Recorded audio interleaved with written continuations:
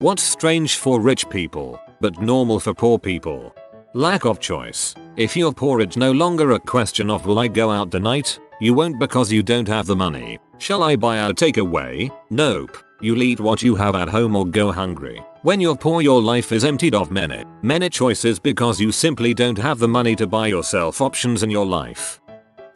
Eating whatever you can afford, not whatever you want. Grew up with a friend from school that just led a totally different lifestyle than my family. They were super rich. Dinner at their house every night was like Christmas Eve dinner or a really special occasion in my family. How much was being spent wasn't even on the radar. It was just, what does everyone want? If they didn't feel like cooking, they would just take us out for a casual dinner at a restaurant I didn't even know existed in our town. It was just a noticeable difference from my family, where we'd try to make a dinner stretch for 2 or even 3 days before making something else. Then if we did well in school and were behaving well, we'd get to go out for pizza on Friday.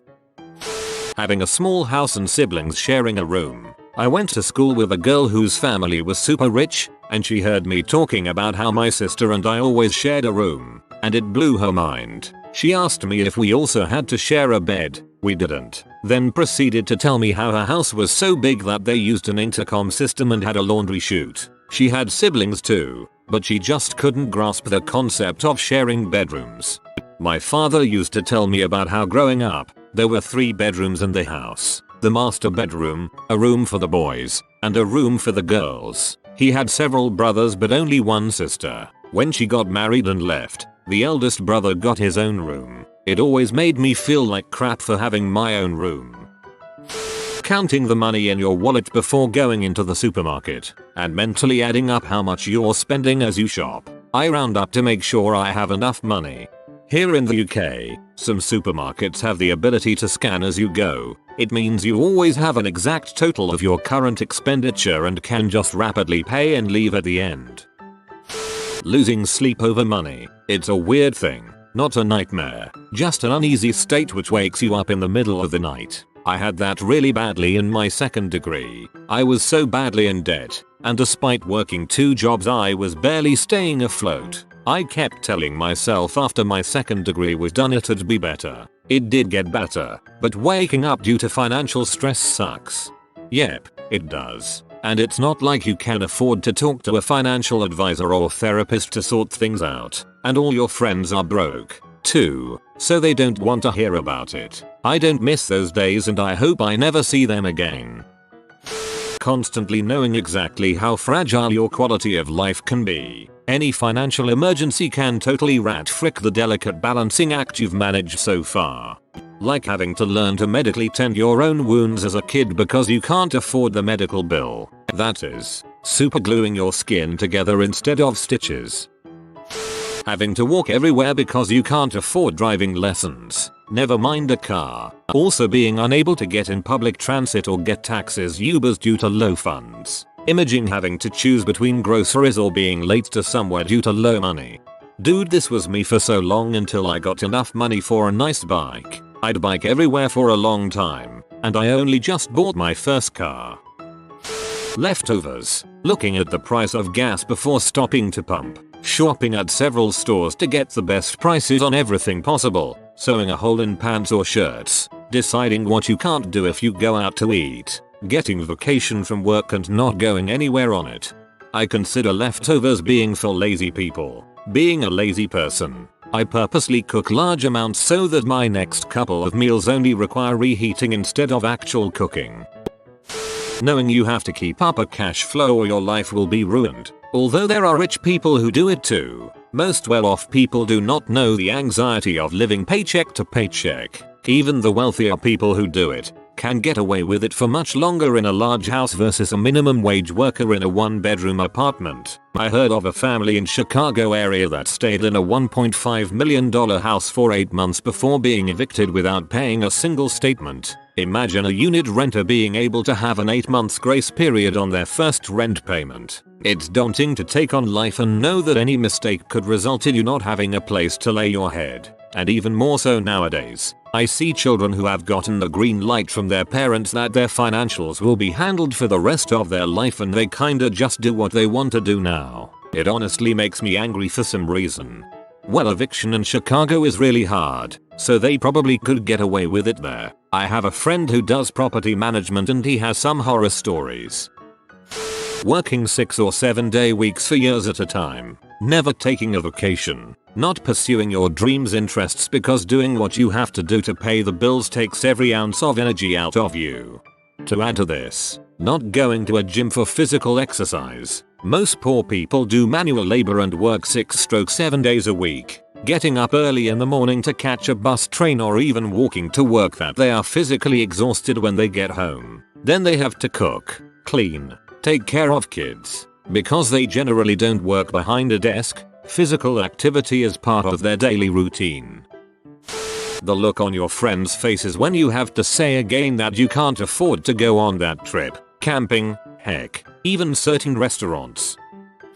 Reading the menu from right to left. We didn't have money growing up, so on the rare occasions we ate somewhere with a menu I'd have to start by looking at the price and figuring out the cheapest option. I would also order after my sister because she wasn't as diligent with ordering the cheapest option, so if she got something pricey I would just ask my mom if we could split something, knowing it was already a stretch to be out for a meal. Also, I remember one time my sister begged to an appetizer, and she got a guacamole, which seemed like an insane splurge on her part. I ended up getting in a fight with her, kicking her hard. As an adult I am now upper middle class and can just order whatever I want. When I take my mom out to eat I can still see her eyes scanning the prices first, and I have to let her know I'm ordering for her and I get her something she would never order for herself. She deserves it.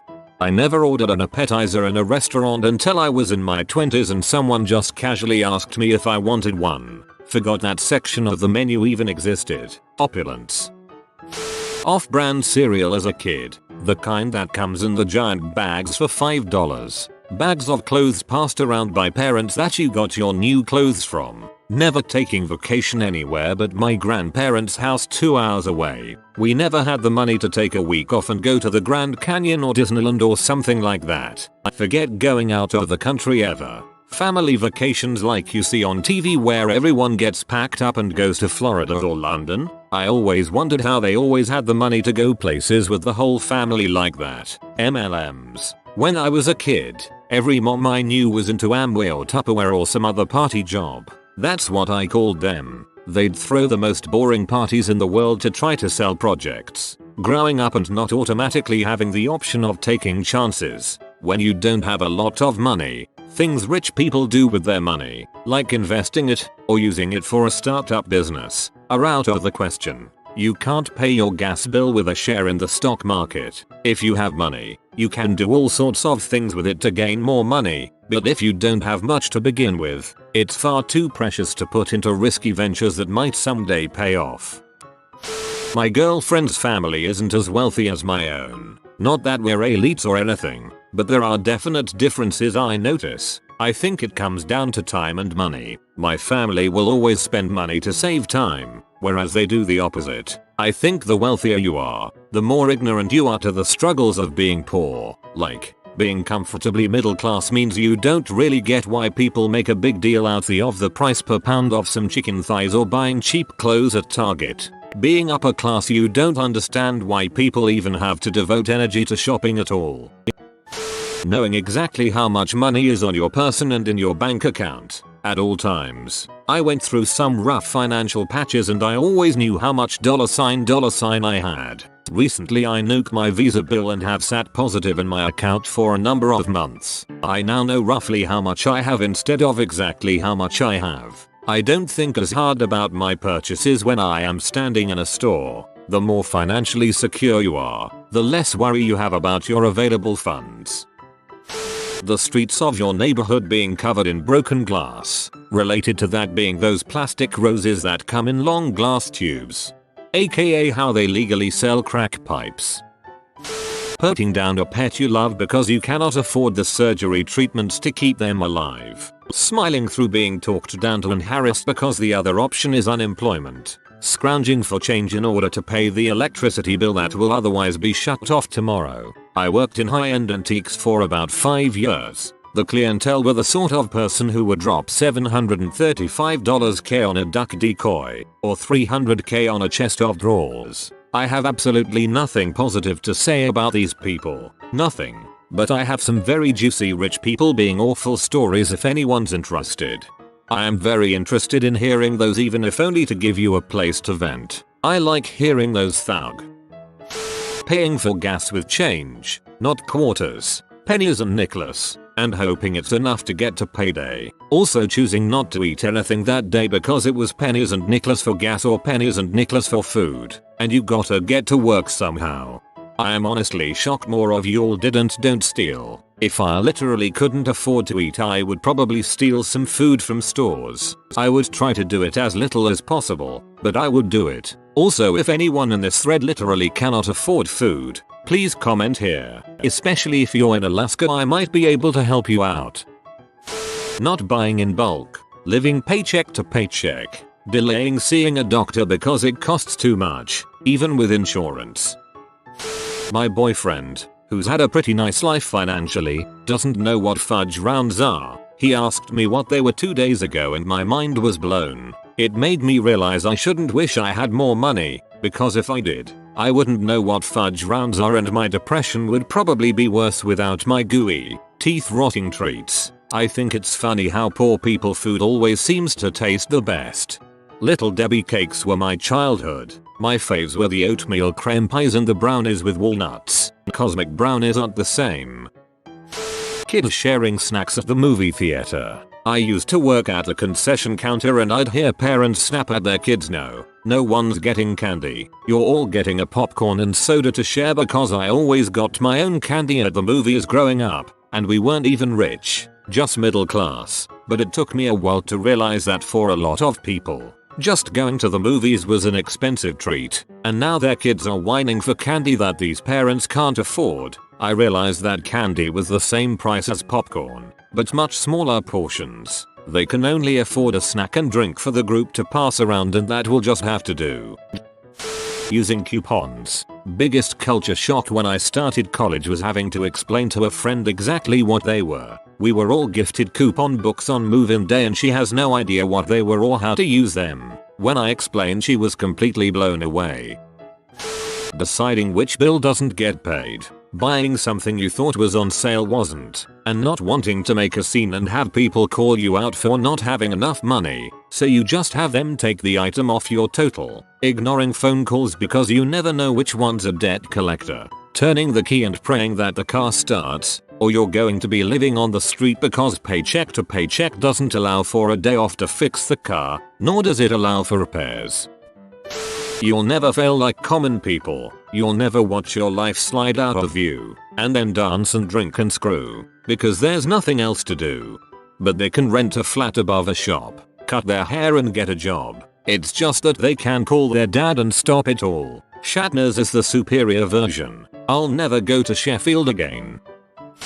Buying something cheap instead of what you want at a restaurant so you can still afford to tip. Maybe not a poor person but a broke person thing, lol. Me. Also no, I rarely eat out, but like the once a month I do with a friend.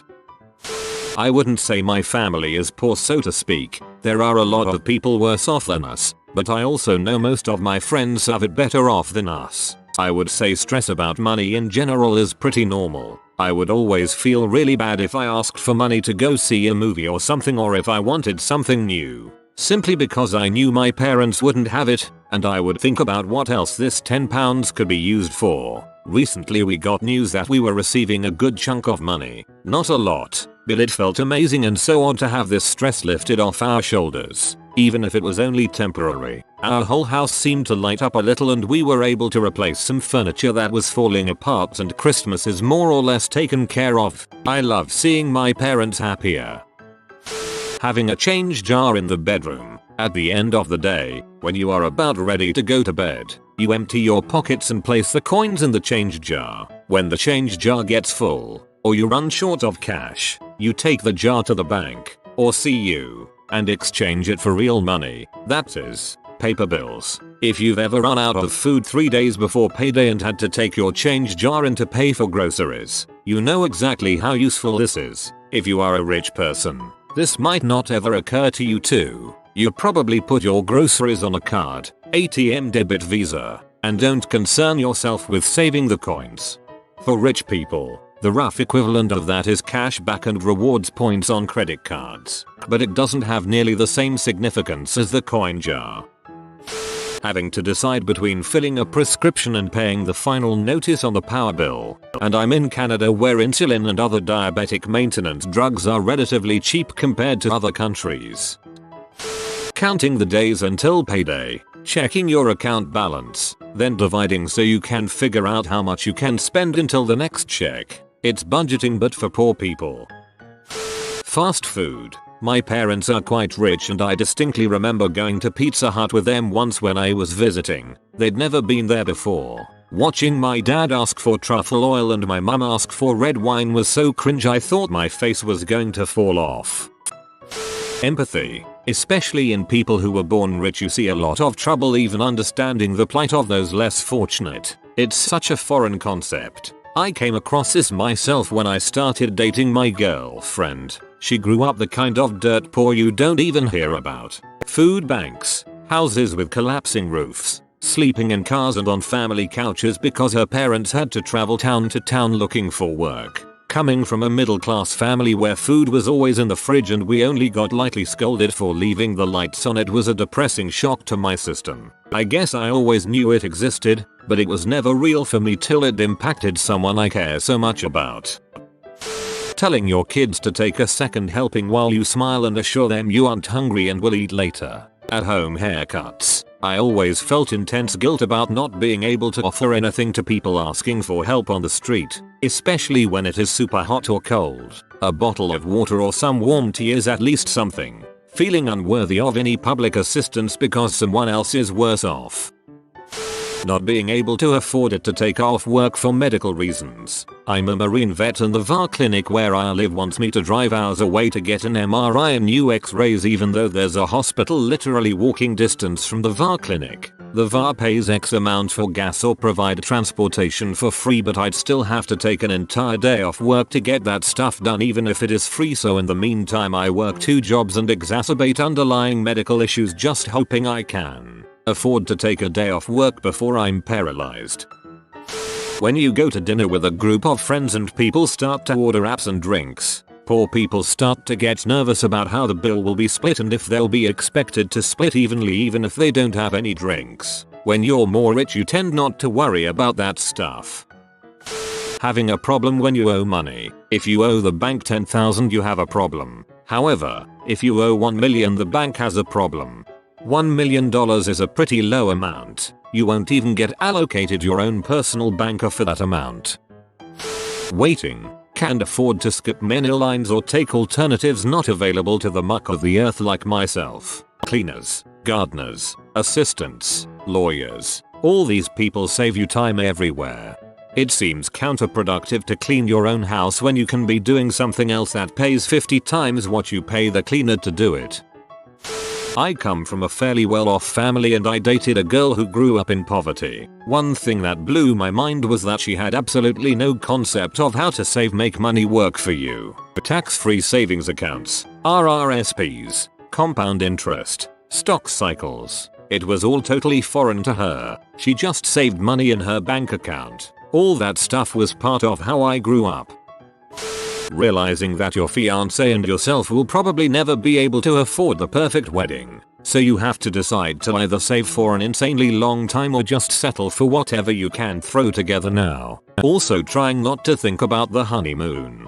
It's the marriage that's important, not the wedding. Get married now and when things get better, have a party to celebrate and go on your honeymoon. The wedding is just one day, the marriage lasts a lifetime. Not having the benefit of the doubt. When you're rich, especially white and rich, and get into trouble, the default assumption is that you made one-time mistake, suffer from mental illness, addiction, etc., and you deserve mercy. Conversely, when you're poor, especially brown and poor, the default assumption is you're a godless heathen who needs to be taught a lesson. That lesson usually shakes out to a disproportionate prison sentence for the same, sometimes even lesser, crime. Of course, if you're already poor, going to prison all but assures that you'll remain poor for the rest of your life. Not only that, it means that in all likelihood your kids will grow up poor. and the cycle continues. Not filling the gas tank all the way up because you don't have enough money. Scraping for change for gas to get to work. Vacations. My ex was so confused on why I couldn't go to Japan with him for the summer. Mind you, we were both college students. My family is definitely not rich, we share a small apartment, and so, I had to explain to him that all my money went towards schooling and helping out family. Never thought there would be a day I would have to explain something like that. Taking leftovers from dinner or a party. I remember taking my girlfriend to an opera recital at a very prominent family's home. I was close friends with the singer, quality woman. Her grandma was helping serve the food. Well, at the end of the night her grandma offered some leftover cake to her and of course she accepted. I started seeing the looks from other guests. No one else took any food. Lots of people were giving us the side eye. I could tell it wasn't socially acceptable with that crowd. It was an interesting experience. What is the craziest encounter of rich kid syndrome that you have experienced? I lived with 5 guys and I was the only one whose parents weren't millionaires. Not close at all. They never cleaned. About once a month I would deep clean the house, but 2 days later there was garbage and food on the floor. I found out they all told their parents the poor kid made all the messes when one of their moms came by to scream at me. Please finish your story. Tell me that you proved it was their fault. A consulting manager I worked with was literally Stifler. Even looked like him. He was a Harvard grad. Dad was an exec at a huge consulting firm. Smart, but incredibly ditzy and trying really hard to be normal. He walked into work one morning and asked one of his trainees if they got paid this week because he literally couldn't see the difference in his bank account. At least he's trying.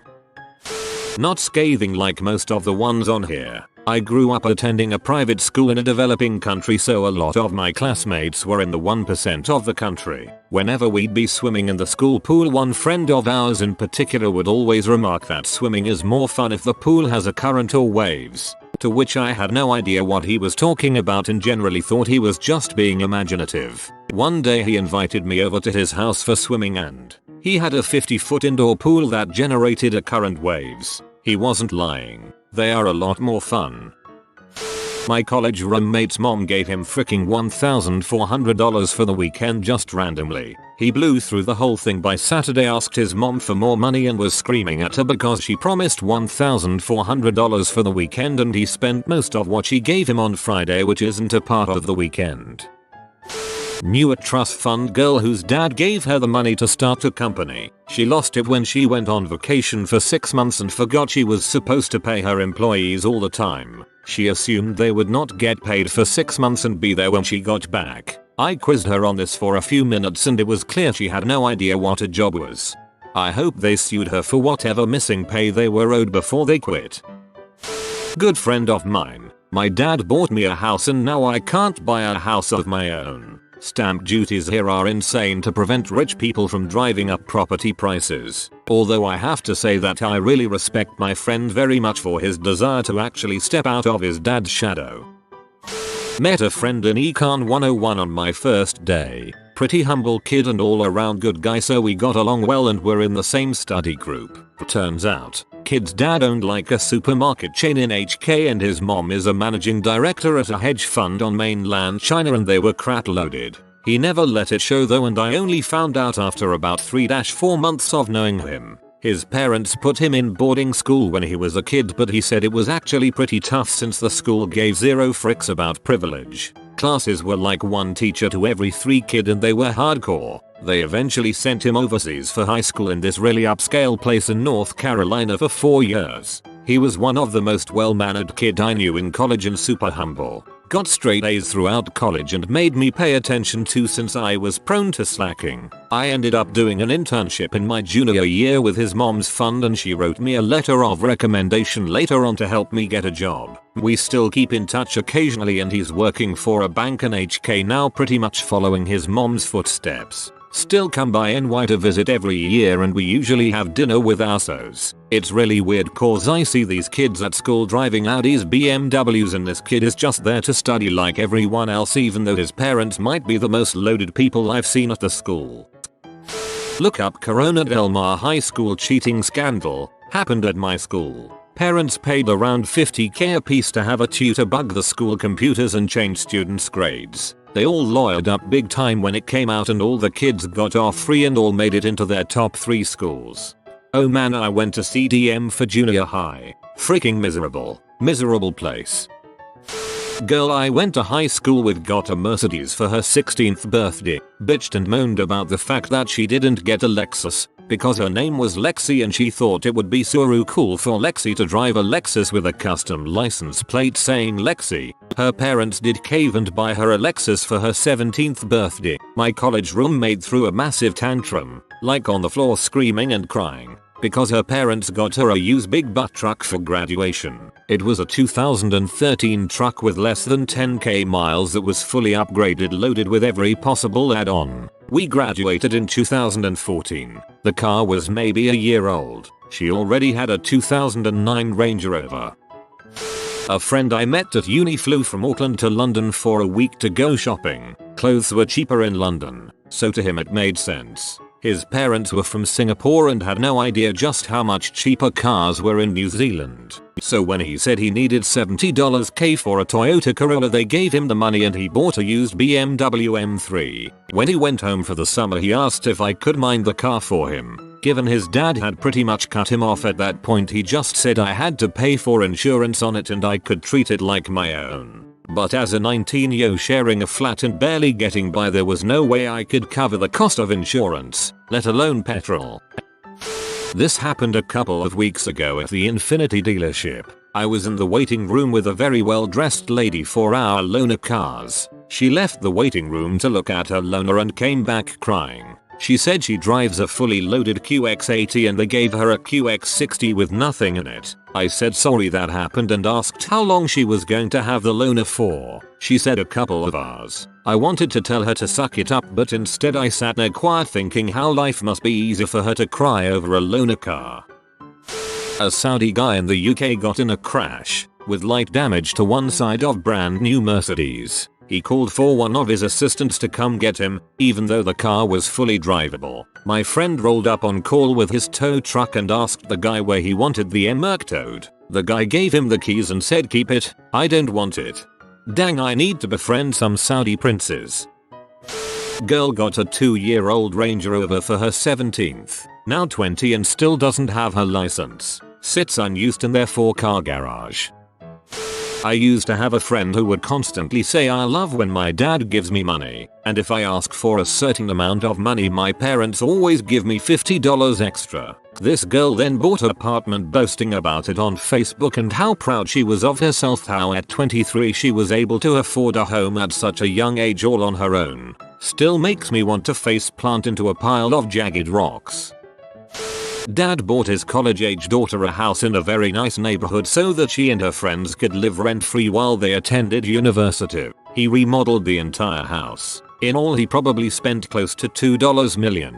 2 weeks after moving in, they left a candle burning while they went to the store to get snacks for a football game. Came home and the house was on fire. A month later, it was good and new for them to move back in. I mean, the upside is that he probably had insurance on the home.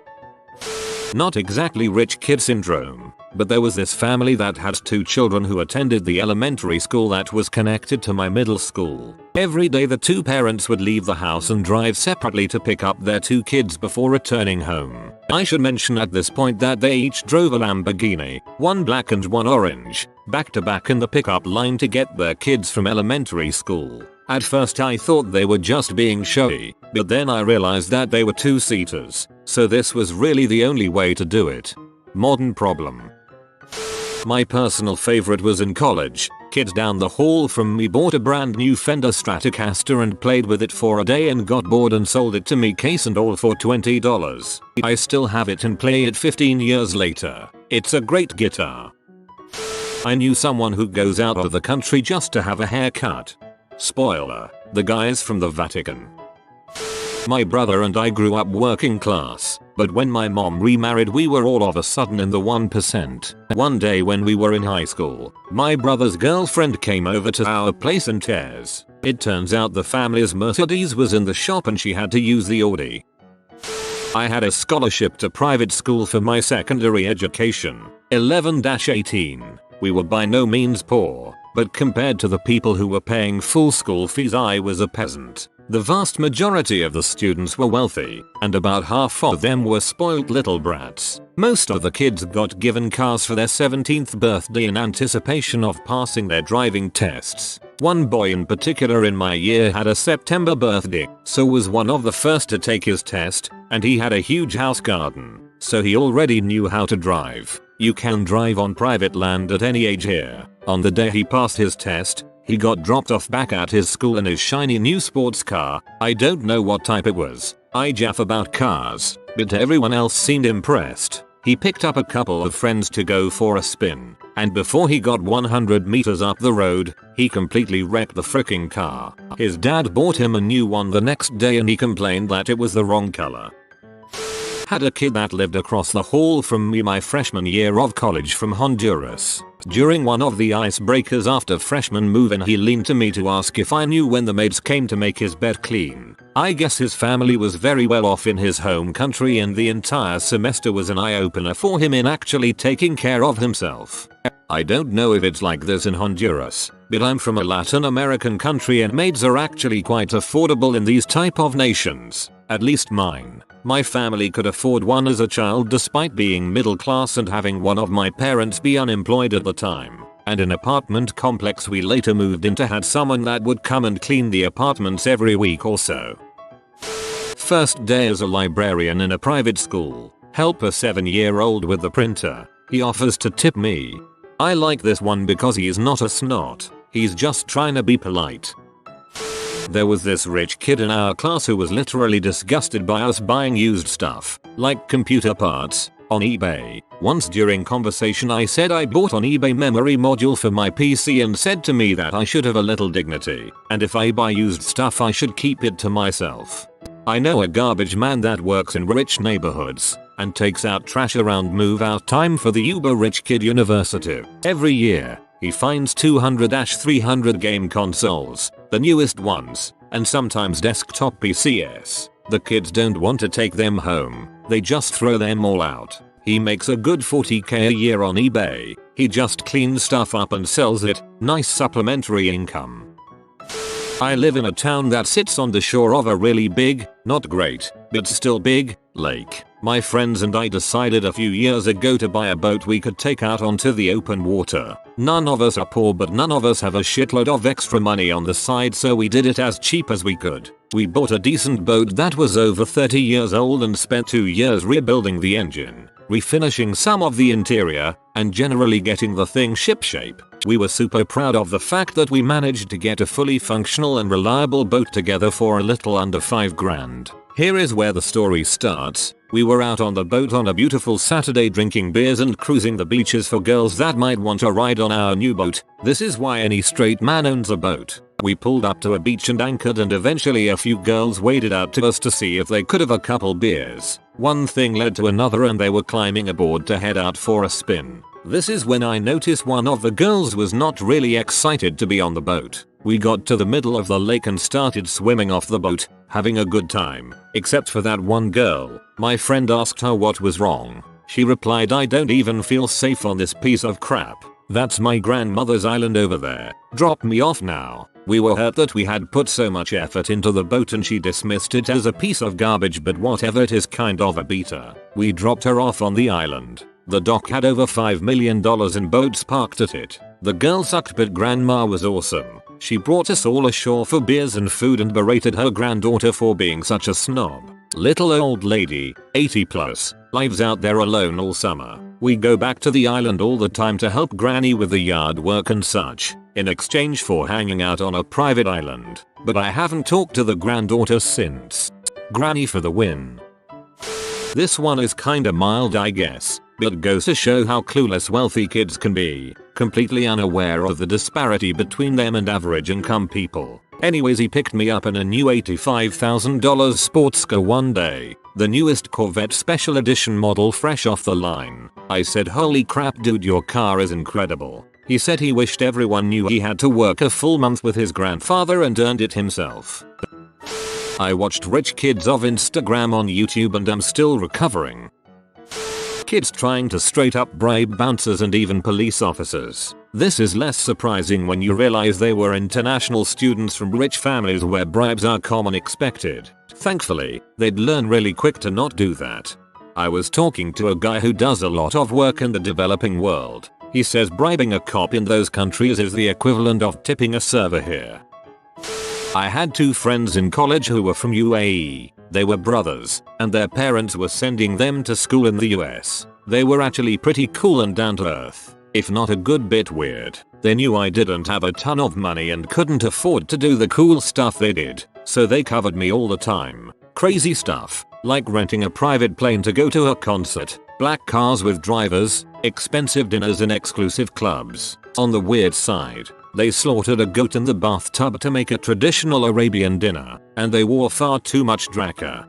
I had a UAE friend like this. He rented out a bar for a frat party, his birthday party, and asked why I wasn't drinking the free beer. Oh, I have celiac so I can't. It's no big deal really. Oh no, everyone gets provided for. He opened me a tab and ordered me GF food. GF family is wealthy. She's working her way to it. But she was waiting to get a chance for a promotion, and the words "I cannot believe anyone would make somebody work for almost a year to get a promotion" came out of her mouth, and I laughed.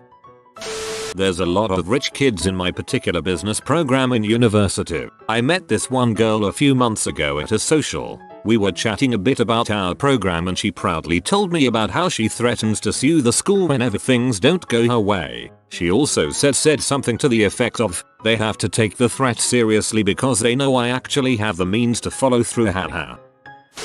Girl at work told me she hated her dad. I asked why. She said he keeps asking for money since she used his credit card for a Euro trip and left him an 80 grand bill from last year.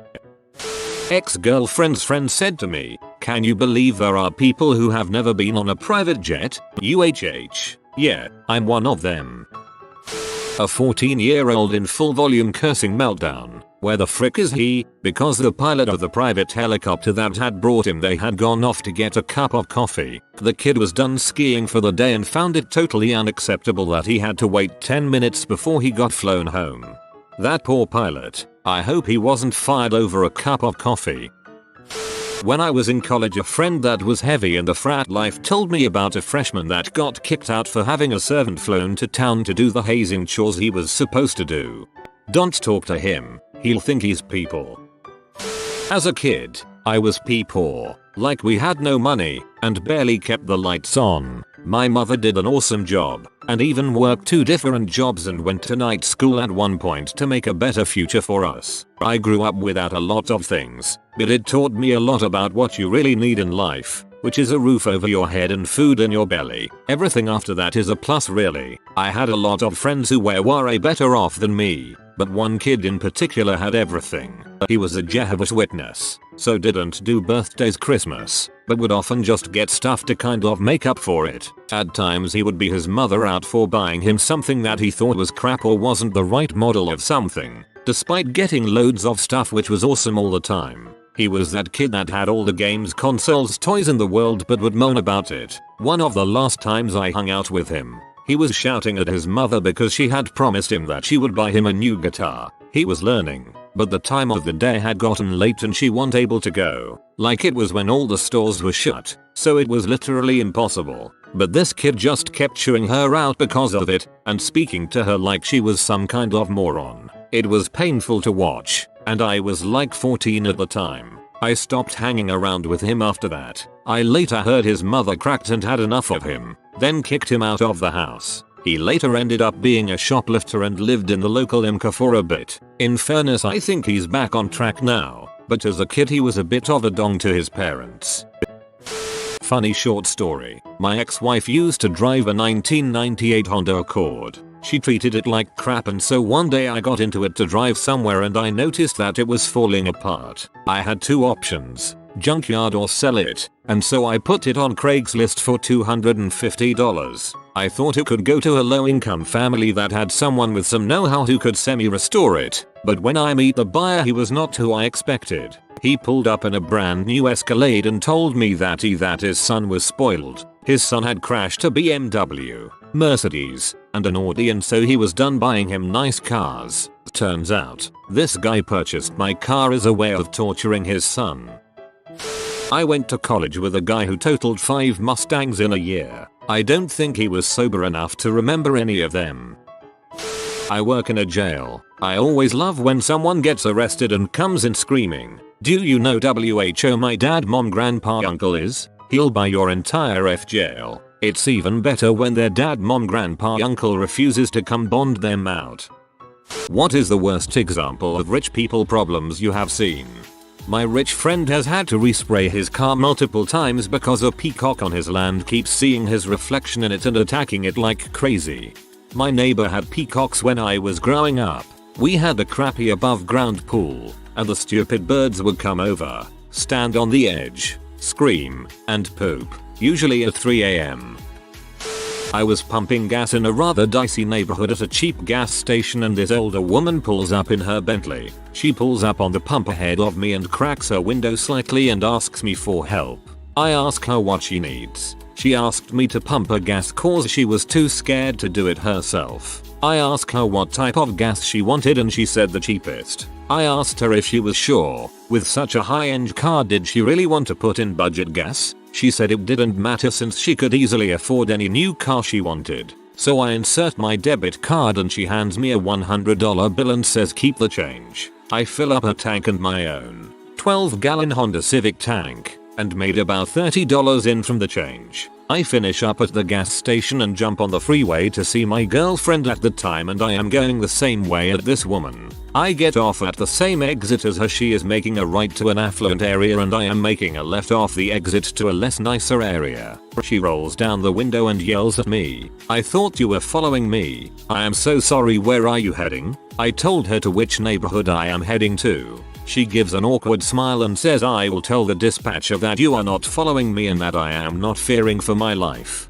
B called the cops on me thinking I was following her to rob her. I ended up getting to my destination chill with my girlfriend and didn't get pulled over. I work at a hotel and whenever I valet a Rolls Royce or Bentley I just think of this old lady. Stuff like this is why if I ever do get to a level of income that could be considered rich, why I won't flaunt it. I wouldn't want to have to be a paranoid aging dragon of a person clutching my pearls at every turn while simultaneously trying to show off the same pearls. I knew someone who traded in his Porsche and bought a new one every year. His parents were wealthy, died when he was in his teens and left him a multi-million-dollar trust fund. What was sad was that he felt that he couldn't pick up women without flashing his cash and expensive sports car, but he would dump them all in a couple of weeks because they were only into me for my money. Loneliest guy I ever met. That's actually kinda sad. First, when it comes to this thread. Wife is a flight attendant. Wife: what would you like to drink? Passenger: I'll have a water. Wait, where is your water from? Wife: what? Passenger: what country is your water from? I only drink water from France.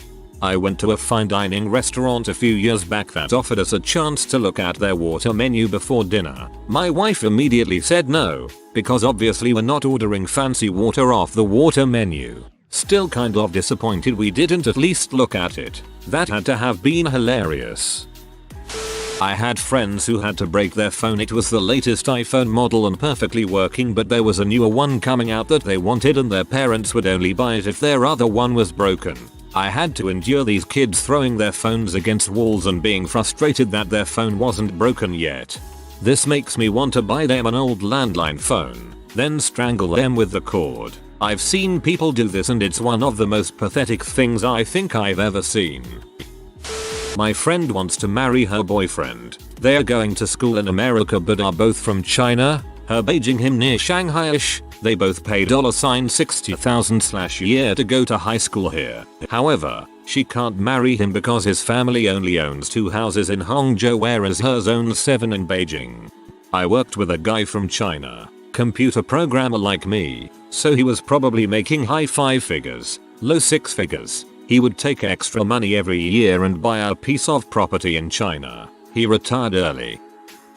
When I was in high school my family was pretty poor and I had a fairly rich friend. My single dad spent years saving up for us to go to Disneyland. We finally went when I was 16. Fast forward a year. My friend is going to Disneyland for Halloween break. Her dad told her to invite 2 friends. So she invited me and another girl. I was freaking stoked. But she kept saying I don't know, it's probably going to be boring. My grandma takes me to Disneyland like every break. And when we got there all she wanted to do was sit on benches and text. All of the rides were boring and she'd already been on them dozens of times. It ended up being pretty boring for me because I didn't want to go on the rides without her.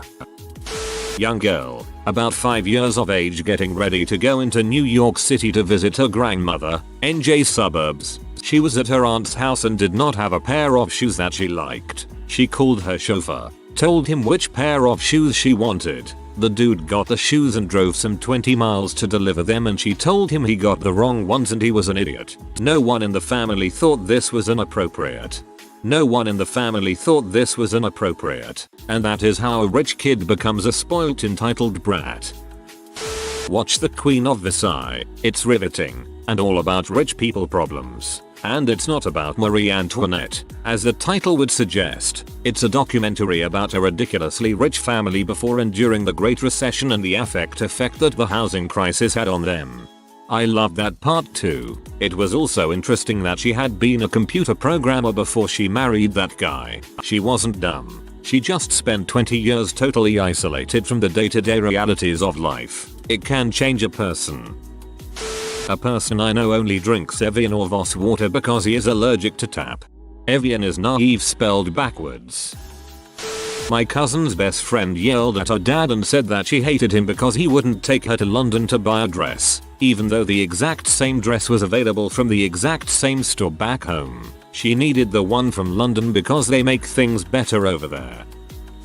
Super yacht docked in Italy at a high-end marina. Owners wanted the bottled Perrier water for a party they were having in a day or two. They wanted the marina to supply them with a pallet of said water. Marina said it was against policy for them to get a pallet of water to their boat. So they get a private jet from America to fly in a pallet of said water and get it dropped to the boat. Price was about $28,000 as far as I remember. But even that amount seems low for that.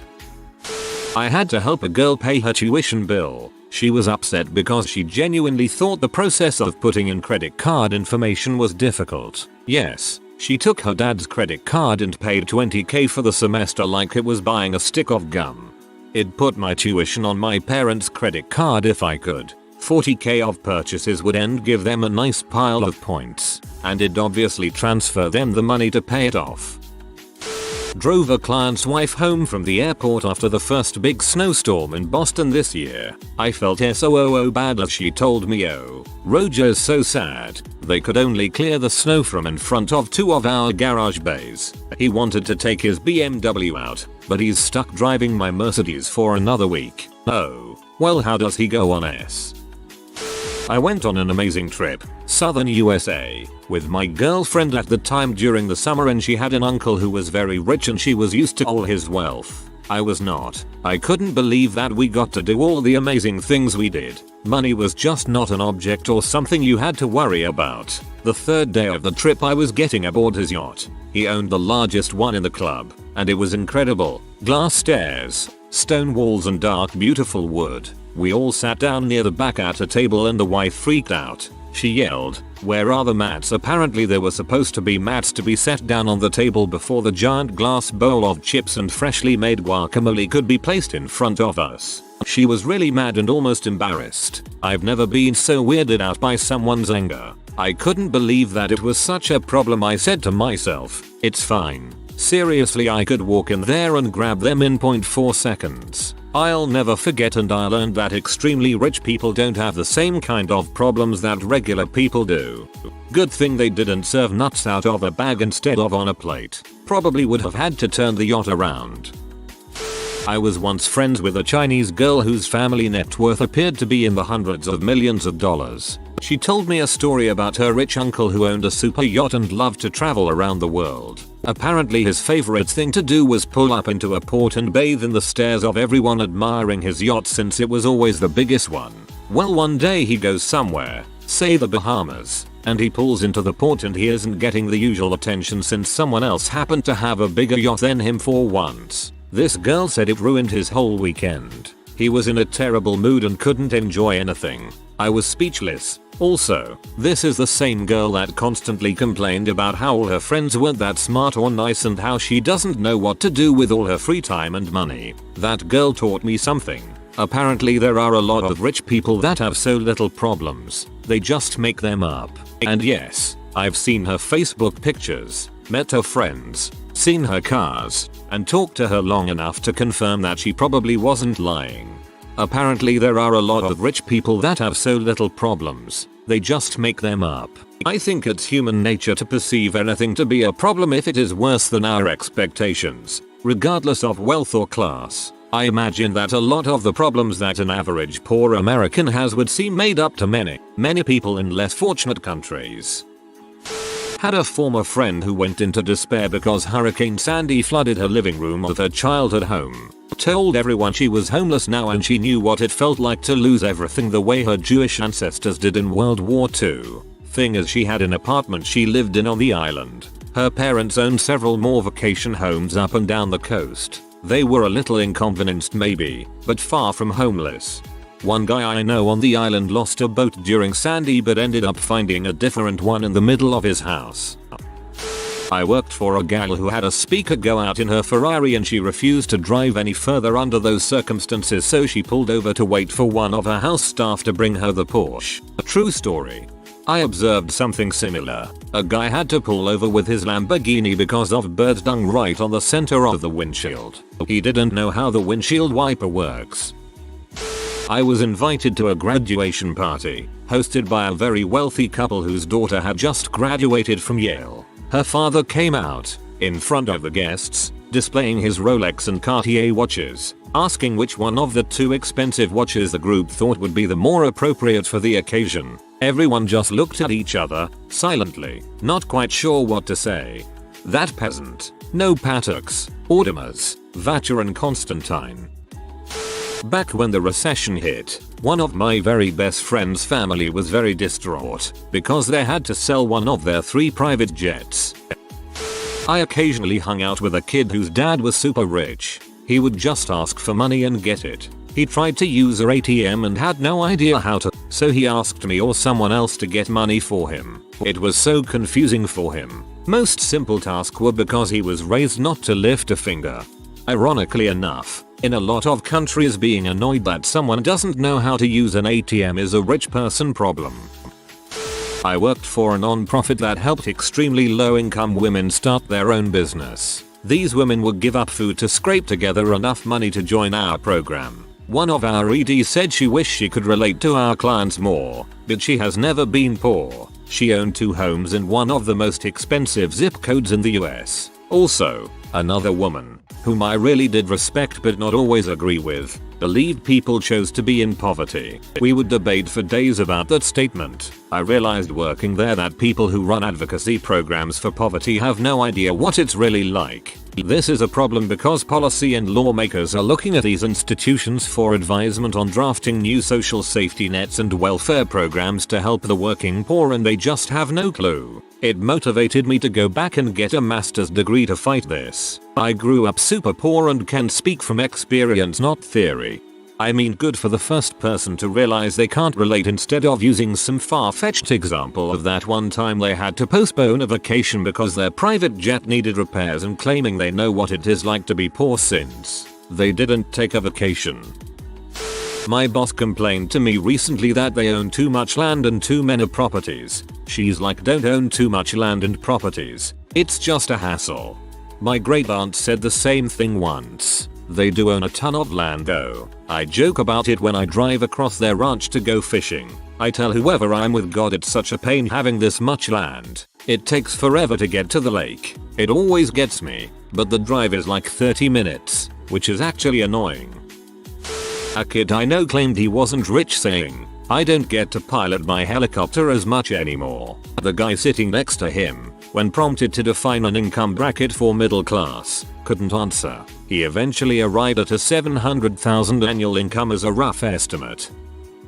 I live in the part of my country where internet is really expensive. 16 megabits per second plans are considered plans for extremely rich people. One fine day, one of my friends threw a fit at his dad because he was getting 15 megabits per second instead of 16 for like an hour. Holy crap dude, I live on a 2 Mbps connection which turns into a 512 kbps connection after a 30 GB data cap. I just moved to a 50 Mbps from a 2 Mbps. Life is not the same anymore. I saw the guy on Instagram who couldn't wait for a car he custom ordered, so he went and bought one from the dealer while he waited for the custom one. I've heard of this more than once. Custom orders on high-end cars can take a long time, 6 months, a year, maybe more. Sometimes the dealer will throw in a cheap lease off a stock model until the custom build is delivered. Don't know if this is a problem exactly, but I was on the tube in South London and a bunch of young banker types in fancy suits were there with their equally well dressed candy girlfriends. And one guy was like, everyone keeps telling me to get a Bentley but I'm more of a Lambo man. This was at a point in my life where I was living off £1 boxes of pasta from Tesco, so it was a bit of a surreal moment. My London banker friend is having a baby. She's upset that Jimmy Choo doesn't make diaper bags. I know I'm late to this thread, but oh man, I work at a place where I interact with a lot of rich people. I have come into contacts with lots of rich people problems. Here are a few I've witnessed. 1. 14-year-old kid looking despondent, and I asked him what was wrong. He replied, "We're going to Paris. Again. I hate it. It's so boring." 2. Mum's talking. I took her to her little friend's birthday party but I didn't know what to bring. Do kids like Coach bags still? I have no idea. 3. Ladies talking, what are you guys doing this summer? Second mom replies, oh nothing. Last summer was crazy busy, so this summer we are taking it easy. We are spending 1 week in London and 1 week in Hawaii, but other than that nothing. We are relaxing this summer. 3. Ladies talking. They can be expensive, but buying nicer cars like Porsches and Mercedes is worth it. We had a GMC once and we only drove it for like 4 years and we had to have something fixed, and it just felt old. There are many more, but those are a few. My buddy had to rent a cabin inn for his ski trip because his mom just had theirs redecorated for a magazine spread which hadn't been photographed yet. This same guy couldn't remember which company card he should put his $4 strip club tab on. He really needs an assistant to help keep track of these things. He's interviewed some but hasn't hired one yet. Last week was rough. I'm a nanny for a rich family. A few examples. When I get paid in cash, my boss says, man, now I'm gonna have to go all the way to the bank to get more cash. When they travel they prefer 2-bedroom suites. One time they could only get a 1-bedroom and he said, well, that just ruins the whole trip. My car got broken into and I mentioned it felt so awful to drive it knowing someone was in it. His idea of empathizing? That happened to me. I had to buy a new one. My mom works at a Baptist church. The pastor makes somewhere between $90–100K a year with all his insurance and gas paid. He is rich as heck, owns 2 homes and has a ton of money on top of his salary. When he takes mission trips and pastor conventions, he holds offerings to pay for his airfare and everything else. Meanwhile, other people that come with him pay their own way. This is a church full of poor and retired people. Disgusting. Was at a marina in the Bahamas to do laundry, stock up on water and supplies with my 25-year-old beta sailboat. Was walking the dog when I met a guy walking his dog. He was off of a 140-foot boat with substantial crisply uniformed crew and could not stop complaining how the Bahamas government had charged him $250 for a 6-month cruising permit fishing license. Same rate I paid, BTW. He went on and on, how they don't have lighthouses, boys, etc. He had to be paying that much to dock for the night, let alone crew and fuel. Boat probably cost $10 million or more. I ended the conversation by saying I had paid more than that for the bottom paint which kept barnacles from growing on my hull. A friend of mine who has considerably more money than me, though it doesn't take much, was always asking me to come on expensive trips with her, and I had to keep turning her down because I couldn't afford it. She'd say stuff like, oh go on, treat yourself, and I'd have to explain that I literally don't have the money. It's not that I don't want to spend it, it does not exist in my bank account. I eventually had to sit her down and explain that I'm poor. I told her about how I couldn't afford to buy much food, so during work days I'd live off the free fruit and coffee at the office. I showed her how all my shoes have holes, and so I'd lined them with plastic bags to stop the rain getting in. I explained that I cut my own hair and wash my clothes in water, no detergent. I pointed out that I'd long ago put all of my possessions that had any sort of value on eBay. I wasn't trying to get sympathy. I was only trying to explain why. For the 100th time, I was turning down her invitation for shopping trips, girls' nights out, weekends away, etc. She looked at me and nodded in understanding. I know what you mean. Things have been really tight for me recently. I'm so skint at the moment that I've had to cut my weekly manicure and spa days down to just 2 a month. My godmother's twin nephews complained about the colors of the Ferraris they got for their 14th birthday. They wanted the colors each other had but refused to trade each other because just because they were twins didn't mean they had to share everything. Their father got them replaced with the correct colors, and within 6 months both of them had custom paint jobs anyway. By the time they were old enough to drive them, they hated the cars because they were old and both got McLarens anyway. I have tons of stories about those little shoots, but I can't complain too much. Their father played in the NBA and knew what it was like to have nothing. He was a good guy even though he gave into their crap way too often. Every time I saw him I would leave with thousands of dollars in clothes and shoes that he only wore once or not at all because his kids didn't want used clothes. I didn't give a frick. Yay, most things were a bit too big for me, but frick it. I had 12 pairs of shoes that cost $500 each for free. Wearing 2 pairs of socks to make them fit better was a minor inconvenience. Hey, if every kid grew up with a full-sized court in their house, then 99% of them would be better than me. I don't have skill, I have opportunities. That's the classiest crap I ever done. Read.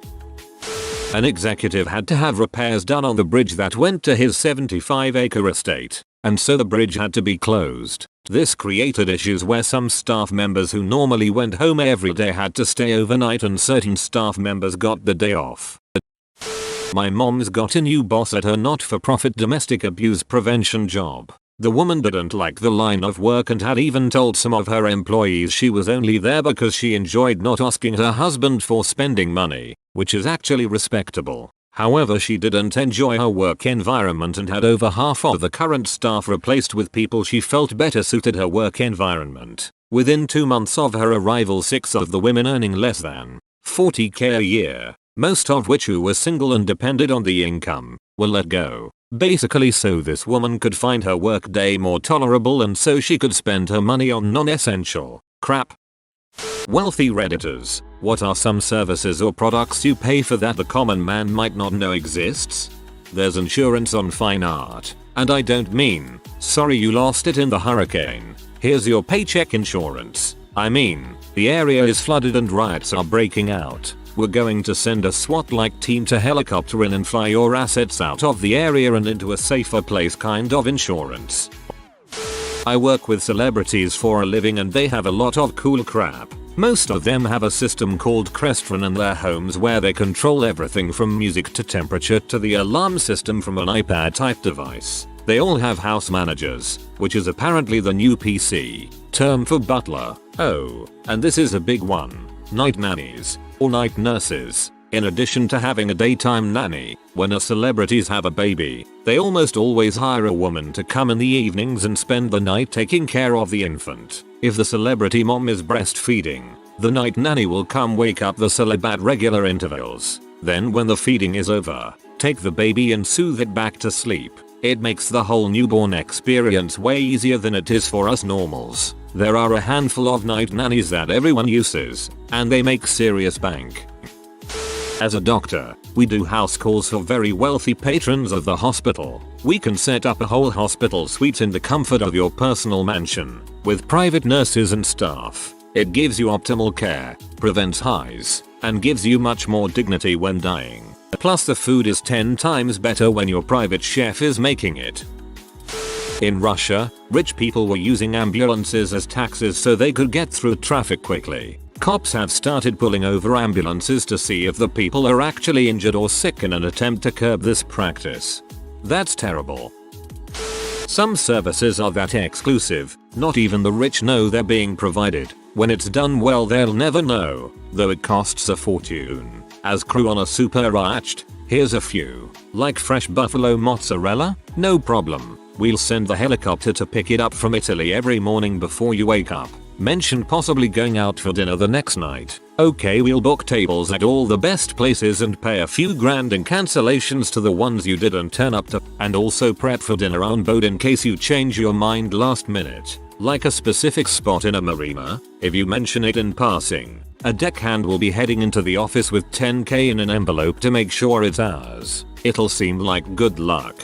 Talk about possibly going to the beach that day? We'll send a team in to rake and tidy it, set up sun lounges and parasols, snacks and supplies. And if you don't use it, you'll never know it existed. Things like squads of Ferraris at your door, champagne and caviar are all easy, standard fare stuff. Asking for seemingly impossible things, and having it instantly provided because we've already thought of it is a very specific service. When done right it also makes it look like you've done nothing to provide it.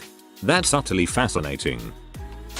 My friend works for a company called Bluefish, who basically make anything come true for the wealthy, including playing a gig with Journey.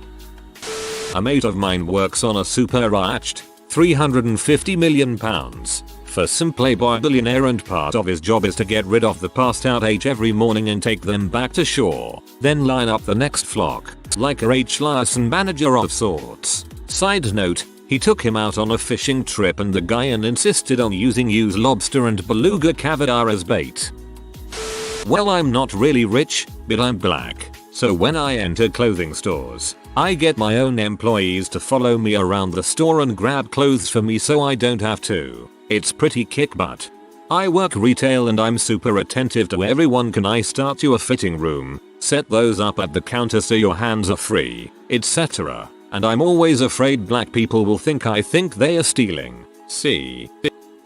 1. Full service travel agent. Books flights and hotels and arranges visas. Also handles money for you when you travel to another country. Got a problem? Don't call the airline or hotel. Call the agent. She'll fix it or get fired. No pleading or arguing. 2. Private clubs. Not country clubs per se, but exclusive membership only clubs that give you a place to go where you'll always experience a particular standard of quality. 3. Driver. Having a driver allows you to work in the car. Further, the driver sits in the car all day, so you can double park and not need to worry about parking. He'll just move it when cops arrive. 4. Private suites at sport events. At Madison Square Garden, for instance, your suite is like a living room with a floor-to-ceiling window overlooking the event floor. You are also given access to a lounge area where you can watch the players come out of the locker room and onto the event floor. Lastly, you also have access to private seats on the event floor,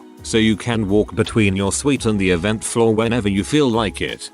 You just reminded me of my childhood. Now I walk to save bus fare money and eat off the MCD dollar menu.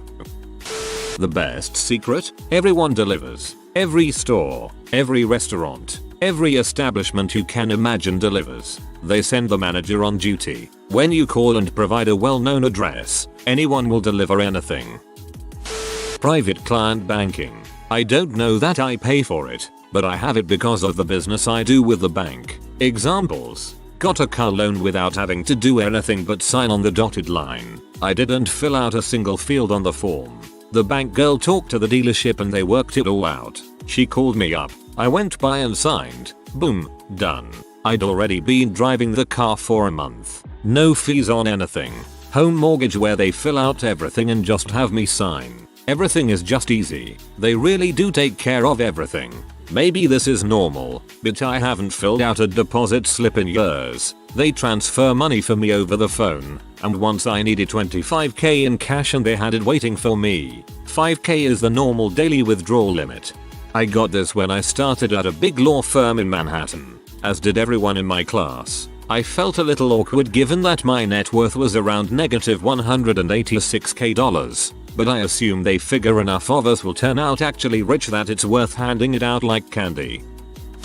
I worked as a concierge for Amex Platinum and Black Cards. Inbound call center. Got some insane requests. We did absolutely anything the customer wanted as long as it was legal. You'll be amazed how many thousands of people don't buy tickets themselves, don't plan their own weddings, engagements, doctor's appointments, arrangements to pick their kids up from ballet school random location. Imagine calling a stranger in another country and trusting them to arrange a decent company, using another stranger's resources to pick up your kid and then bring them to your house. Insane.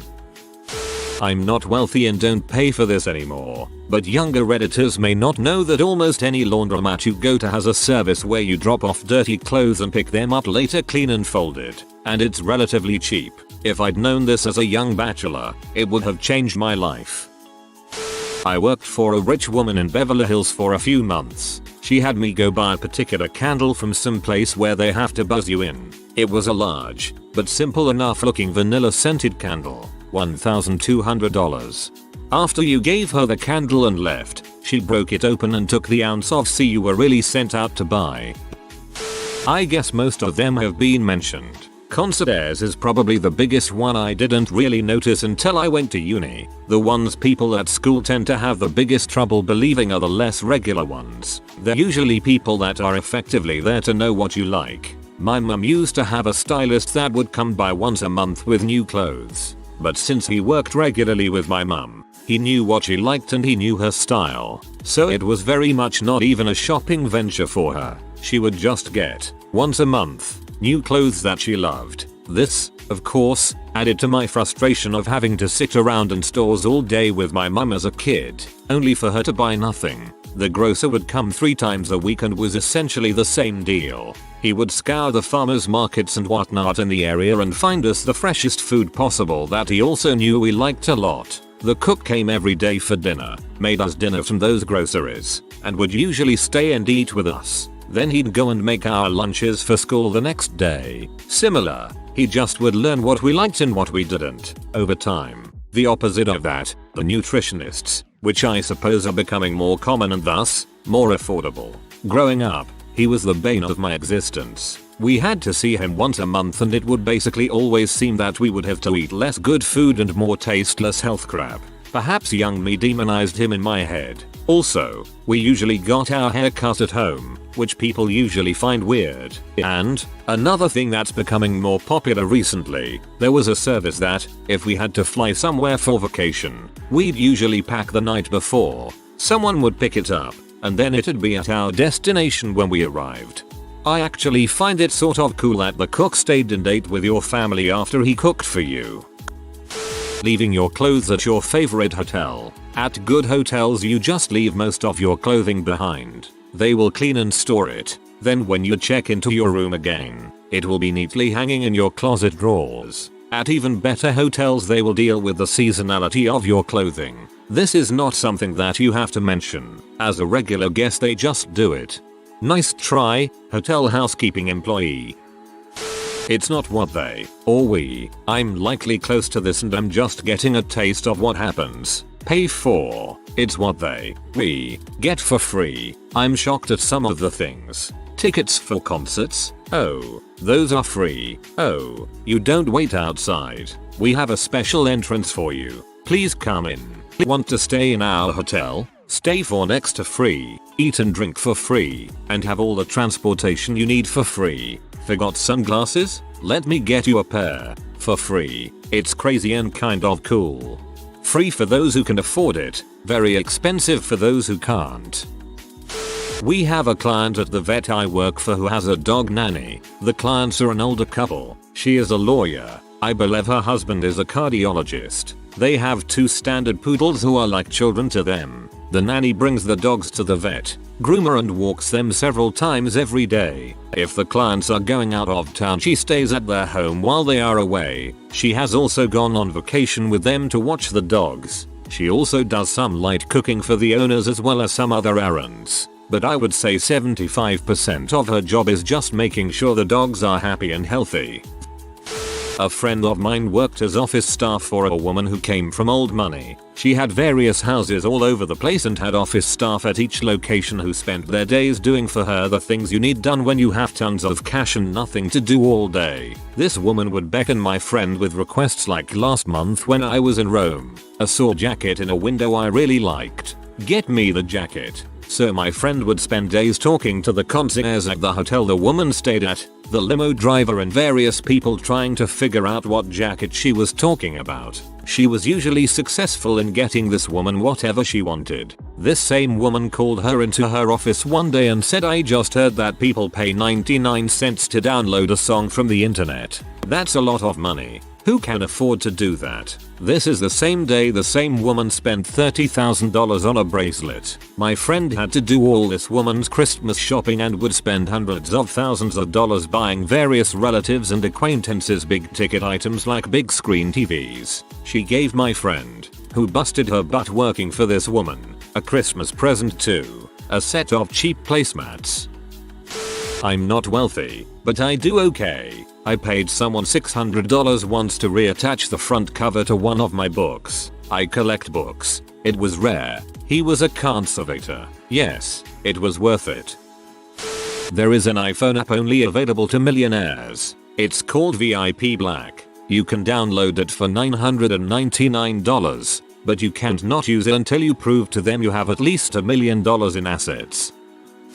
There is a special chip in Centurion cards that alerts high-end retailers when you enter their store. It lets their concierge know your buying history to give them an idea of what you like. They greet you on the floor and bring out a rack of crap they think you will like. Only ever dealt with one customer who had a Centurion card that I know of, and we had standing orders to not draw attention to him and to treat him like street rabble. He lived down the block from our store and did not want attention near his home. He would deliberately stand in line to be served by a clerk he recognized so he could be treated like a normal, very cool guy. This is certainly not just for the mega rich like some of the other posts, but for people with a lot of disposable income. Note, I think this is only available in SF and maybe Seattle right now. There's an iPhone app called Postmates, which is essentially an on-demand personal assistant. You open the app, type in what you want, a large Big Mac meal from McDonald's, a video game, a wrench, pretty much anything you can walk into a store and buy, and they'll go get it and deliver it to you for a fee of I think like $7.99. Pretty awesome for those times when you really want something but you're too lazy to go get it. There's actually a whole class of apps like this, where for a small to medium fee or markup, certain types of transactions become much more convenient. I'm thinking of things like Uber Black Car Service, a bit more expensive than a cab but 100 times more pleasant. TaskRabbit, kind like Postmates I think, exec, like Postmates, but more for services than goods. For example, gardening, cleaning, I think they even build IKEA furniture if you're too lazy, and I'm sure a ton more. I'm not rich, but laundry, I send a lot of it out. It started with only my dry cleaning and some bedding. I have an overstuffed, king-sized comforter that's too big for my own washing machine. Now I have it done with a lot of my clothing. Much of it I do myself, but anything that's stained, expensive or delicate goes out to a service. They don't typically pick up or deliver, but if you ask politely and tip well they'll do that too. Professional film processing. This one would have been more common a decade ago and probably isn't relevant to most people anymore. Most people would just take their film to Walmart or a similar place, but I would have it done individually by a guy in a pro shop, and it made a big difference in the final products. He would cut the film down and develop each image on its own, so photos for which the exposure was off could be handled alone and he could compensate for my errors. He would do the analog equivalent of photoshopping during the development process for any photos that needed work, as well. I paid a small fortune throughout that time, especially considering that I actually could have done my own developing for pennies, but it was quite worthwhile. Other services I know of. 1. A family friend paid for a sleep nanny. For about $20k they had a woman come to their home almost every night for the first few months of their daughter's life. Her career purpose was training infants to sleep through the night. I have no idea whether it was really worthwhile or not.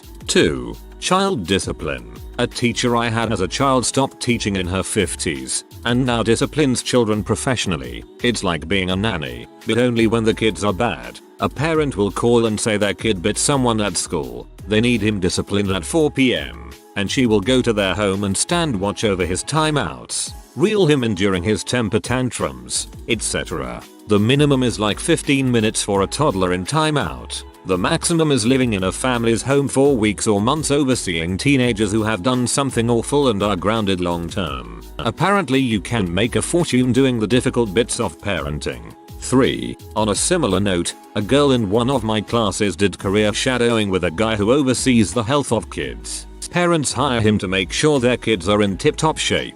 From choosing the best infant formula to tracking height and weight to overseeing shots providing in-home care for kids with the flu whose parents are too busy to take care of them. It sounds like awful work to me, but he seemed to really love his job. No fortune is big enough to endure the tantrums of a hormone-driven teenager. Some of the services I have known the wealthy to have. There are companies that will fly in any food from any place. The famous Voodoo Donuts in Portland does not deliver, but you can find some people who will fly to Portland, pick up what you want, and then bring them to where you are. I met a guy on a plane once who was hand delivering some kind of fish only found in Iran to a client in an embassy in DC. The seat between us had the container, which was some kind of specialized sealed pressurized thing. I think the fish was still alive in there, but I couldn't open it to verify. I wonder if they are allowed to do that after 9/11? Well, maybe they use private jets now. I had a friend whose mom was a pedigree dog breeder. She told me that some of the larger estates would have dog breeders who lived on site. The phrase, "This is my wife and her prize Afghan hounds," was really Afghan hounds raised by a breeder, shown by dog handlers hired just to handle the dogs in the show ring and look good, and attended to a staff of hired groomers.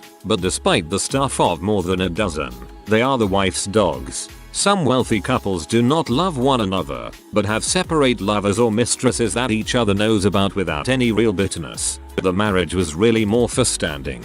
In America, this isn't that common, but in Europe it's weird to not have one. There are special credit cards for the top 1%. Everyone has heard of American Express Black, which they denied existed for the longest time, but then renamed a black program the Centurion. Las Vegas. Holy crap. If you're a big spender, if it is physically possible, those hotels will get it for you. I used to know some IT folk at the MGM Grand who told me of the opulent spending of the hotel for what they called whales. It was not unheard of for a hotel to spend over $1 million for a visit for someone. Of course, that client may lose $1.2 million in gambling, but what he spends in gambling, he gets back in gross opulence beyond anything imaginable. Rare food, not rare for you. Please. Teen H. Sure, why not Rick? Teen Japanese H in schoolgirl outfits flown from Japan on an express flight. They'll be told to paint your dong with gold flake lube gel or whatever you asked for while drunk on illegal absinthe. It's happened. Might even happen weekly for one of the 1000 Prince Al Sauds. Till that funky metal Amex card that lady always buys her local organic greens with is issued to the 1% only. I just thought she had been an Amex card holder for a long time, or it was some sort of Amex anniversary edition card.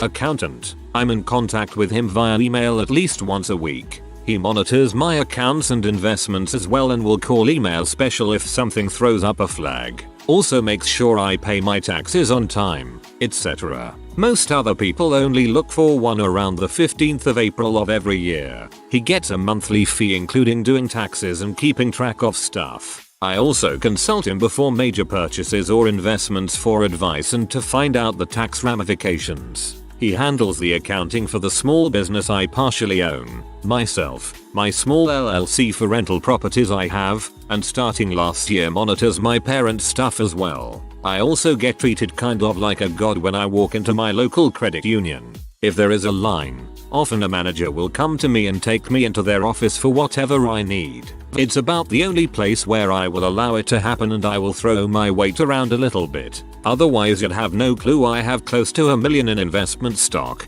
etc, and own a small business. But then again I figure I'm making money on my money, and so are they. So there I will let them treat me specially. I don't drive a flashy car. dress flashy, etc. But the bank knows what I have for sure. TL, DR, accountant, but all the time, not just around tax time. Bank, about the only place I don't mind getting my butt kissed. I recently realized I now need one of these. A city ledger account. I was with some people in Aspen, company. They basically had a huge bill come and just said, oh, we will put it on our city ledger account. The waitress brought them this slip of paper like an invoice. They signed it and the $15K dinner bill went away and we walked out. So me being super curious, I had to ask what this was. It was explained that in certain high-end cities, Aspen, Monaco, St. Tropez, you can open these credit lines with the city where they basically have verified, yay, this dude balls hard. I don't know how much money that is, but they could basically walk into any store in Aspen, put it on the ledger account, and the city sends them a bill at the end of the year. I was blown away. Have you heard of Stave Puzzles? They sell wooden hand-cut jigsaw puzzles ranging from $100 to $8,000. They're really awesome and I've had the luxury to play with some, but I'd have to take out a loan if I wanted to buy one. Nah, just sell a kidney. Private stockbroker. This person manages my family's entire accounts and knows exactly when to buy, sell, or hold. She also watches over our finances and makes sure nothing bad happens to our assets. Somehow, our black Amex card number was stolen and was being used to buy $80,000 worth of computer parts in Oklahoma City. We live on the East Coast. In 15 minutes of that purchase, this woman had already contacted us, the police, and Amex. In 30 minutes, the charges were removed. We had a new card with a new number being shipped to us, and the police were tracking the guy. I pay $50 a year for my normal credit card and they call within 30 seconds of me making a purchase that their computers think is suspicious. That is the first time I buy something on a trip. No big deal. Most people know that the wealthy fly private. Not everyone knows that this allows them to just walk, or drive, right up to the aircraft with no security screening or luggage inspection. I would sure do a lot more traveling if not for the indignity of useless intrusions and radiation exposure. I used to have an extremely well-off friend whose mother would hire a designer for their Christmas tree. Just the tree. I was amazed. Not rich, but the owners I work for do very well. They get so many perks it is ridiculous. From their houses, cars, gas for said cars, insurance, concert tickets, vacations, dinners. I could go on, but you get the point. I swear it is how the rich stay rich. I do know this insane designer who actually pays to have photographers and 2 models to follow him wherever he goes. They travel with him. He even has one guy holding a bright light around him so he has a permanent spotlight. I saw him at an event and thought he was some big shot, but my friends told me he's actually not. But it works. All the other photographers flock to him since they assume the guy with the perma spotlight has to be important. Since I haven't seen it posted yet, here's a perk that some rare services provide. Rare trading. Basically everyone knows that there are some products that are rarer than rare. We are talking like only 2 exist on the planet and 1 is in a museum protected by God's rare. So with these items comes people that organize scheduled trades. Envy is a powerful tool, but so is bargaining. Oh, you have that one-of-a-kind car that I'd like to take for a spin this weekend? How about I borrow it and you get this one-of-a-kind artwork for 3 months in your summer vacation home? Stuff like this is usually professionally organized through some agencies that do the detail work of confirming how valuable an item is or if it's a fair trade. Source: I know a guy that does this with super old and super rare vehicles ranging from new Italian supercars to borrowing a World War I tank for the weekend. The biggest service I've seen rich people use and how they keep their wealth is through school. I used to be completely oblivious to how private schools worked until recently. I've learned a lot from going to a top university and joining a fraternity, where I've surrounded myself with many people in the top 5% of wealth. Despite me being lower middle class, the richest people isolate themselves in top universities and organizations, where they can have big money orgies and make connections with other rich people to keep the family money flowing. This happens all the way through private elementary schools up through college. What people get the best jobs in America? Those who go to Ivy League schools. Who goes to Ivy League schools? People with connections and money. There's a book called The Price of Admission that exposes how messed up this system is. It says only about 40% of open spots at top private schools are really open to the average person. The other 60% is filled by the children of celebrities, politicians, CEOs, and wealthy alumni. These people get in top universities because they donate massive amounts of money alongside their application. It also helps that these people were able to be sent to the top boarding prep high schools in the nation, which highly helps their admittance to top universities. So the fraud here is that our top high school boarding prep schools and universities are filled, not with people who are super smart and are hard workers, but people that have connections and money. They then graduate from these top schools and get the top jobs in America, and the motion stays perpetual and passed down to their kids. My aunt gets her Christmas lights hung by professionals. It's kind of a cool service though. They come replace bulbs, stretches of lights if they go out, and they store them during the summer. Her house is 3 stories and they're obviously trained to safely get up there and hang them, so it kind of makes sense. But still. My cousin who is very wealthy moved to a new house, and he hired people to not only move all of their stuff from their old house to their new house, but also to unpack everything and set it up in the new house. He and his family were on vacation, so they were able to come back to their new house all unpacked and ready to go. Just something I never knew existed. Also, at this new house you can only get cell phone reception if they add you to some device. Heated elements under the marble floors to keep your feet warm when you get out of the shower. Groundskeepers. Insanely beautiful and remote vacations. Summer home at the Palace Hotel. I'm an AV designer and programmer. My clients will pay my $150 HR to babysit the Comcast or UVerse technician when they come out. If a Comcast box is bad, they will pay my full hourly rate for me to take it to the Comcast storefront, wait in line, and bring them back a new box and get it all activated. Typically $450 for a box replacement. All because they don't want to wait for the service tech to come out next week between 8 and 5.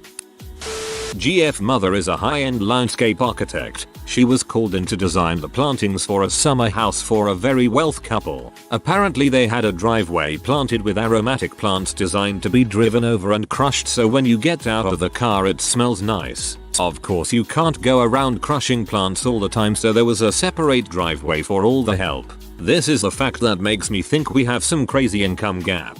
And maybe I should be playing drums on New York real estate, or grinding up the rich to feed the poor.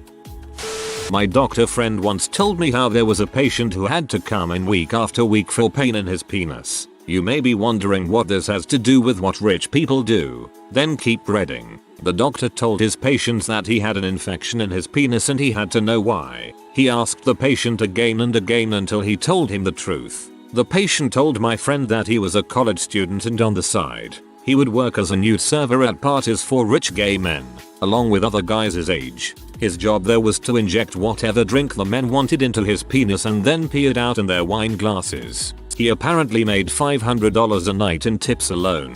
Needless to say, the doctor told him that if he doesn't quit, he will lose his penis from how bad the infection was. Honestly, $500 in tips isn't enough. What are some examples of it's cheaper to be rich than poor? Remote work. I'm practically saving the equivalent in a minimum wage job from reduced wear and tear gas servicing insurance. And that's just the quantitative dollars. Furniture. More expensive furniture is often made better and lasts longer, so you don't have to keep buying new. Same with clothes. Dental care. If you can afford to go to the dentist even once a year, get preventative care. Fix cavities early, and it's significantly less expensive than more complicated restorations and treatment. I know way more poor people who just wait there's a serious issue and just have a tooth pulled, because that's cheaper. I know someone who lost a chunk of jawbone from a bad tooth and needed a bone graft. Not to mention, dentists in the US have worked hard to prevent dental care being included in health insurance. You need separate dental insurance, even though oral health is very much connected with your overall health. I need to go to the dentist so bad, but I've been avoiding it, both cost money and also because of severe anxiety, and I was just at the point where I was like, just do it, and then the pandemic hit. But I know I will be fricked harder if I don't go. Bank accounts charging your card for overdrafts or low balances. Not being able to pay for medical appointments, which led to accumulating health issues over time, which is extremely expensive.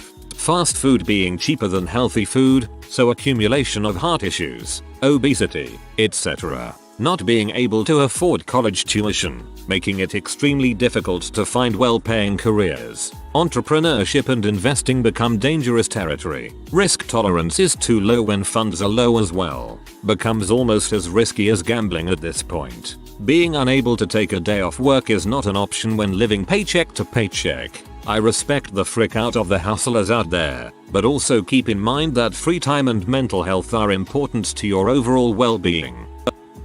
I used to rent this apartment in Manhattan on Thompson St. by Washington SQ. I've also lived in Chinatown, UES, Brooklyn, East New York, and Ridgewood, and always used coin-operated self-service laundry because why would I pay more for someone to do my laundry? Well, the first day I moved to Thompson Street I wanted to clean some sheets and clothes. Good thing there's a self-service laundromat across the street. I popped in and filled 2 medium-size machines. It was something crazy like 30 quarters for each machine and 4 minutes per quarter to dry. All in all it cost me about $45 and 2 hours of my time to wash and dry everything. I told a few co-workers who live fairly close by this story and they asked me why I do my own laundry because it's more expensive. The next week I canvassed the 2-block radius of my apartment and found a Korean dry cleaners and laundry service. I started bringing my laundry to them, who export it out to BK or NJ, and they bill me $19 and tie a bow on top.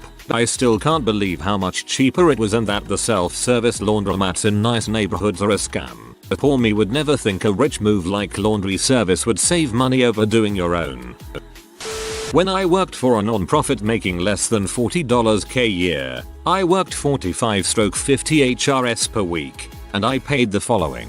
Paid roughly $60 a month for my health plan at work, which was basic prescription coverage for $5 per, and limited dental. Nothing else was covered. Paid $20 a month for my bank account, with 21% interest on my credit card, 0.01% interest rate on savings. Had no sick days. Had 0 benefits as far as RRSP, stock, work from home allowance. Spent $80 a month on bus passes because I had to work from the office. I now work for a large software company, work 25-35 hours per week, make substantially more money and have the following expenses perks. $20 a month for my health plan which offers full prescription, comprehensive dental and mental health coverage, massage physio, etc. Pay $0 a month for multiple bank accounts and have 18% interest, 0.5 interest rates on savings, $50 a month subsidy for internet at home, free cell phone,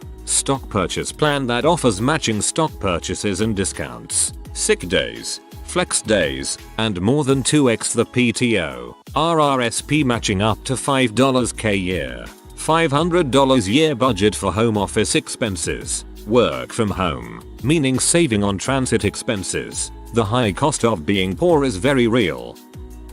It's cheaper to be not poor because you never miss bill payments. Poor people are more likely to have late bills, so they get all the late fees associated with that. It is harder to buy groceries and household items in bulk, thus missing out on savings per unit. Payday loans. Transportation. Being poor means you might not have a good reliable car, assuming you can even afford one, so your 30-year-old junk car breaks down regularly and thus costs more money to upkeep compared to a middle-class person's vehicle. And then, if you can't afford to fix your car, you no longer have a source of transportation to get to work, then you get fired, and it's a vicious downhill cycle. There are so many things that are small costs that add up and end up being more expensive if you're poor versus rich.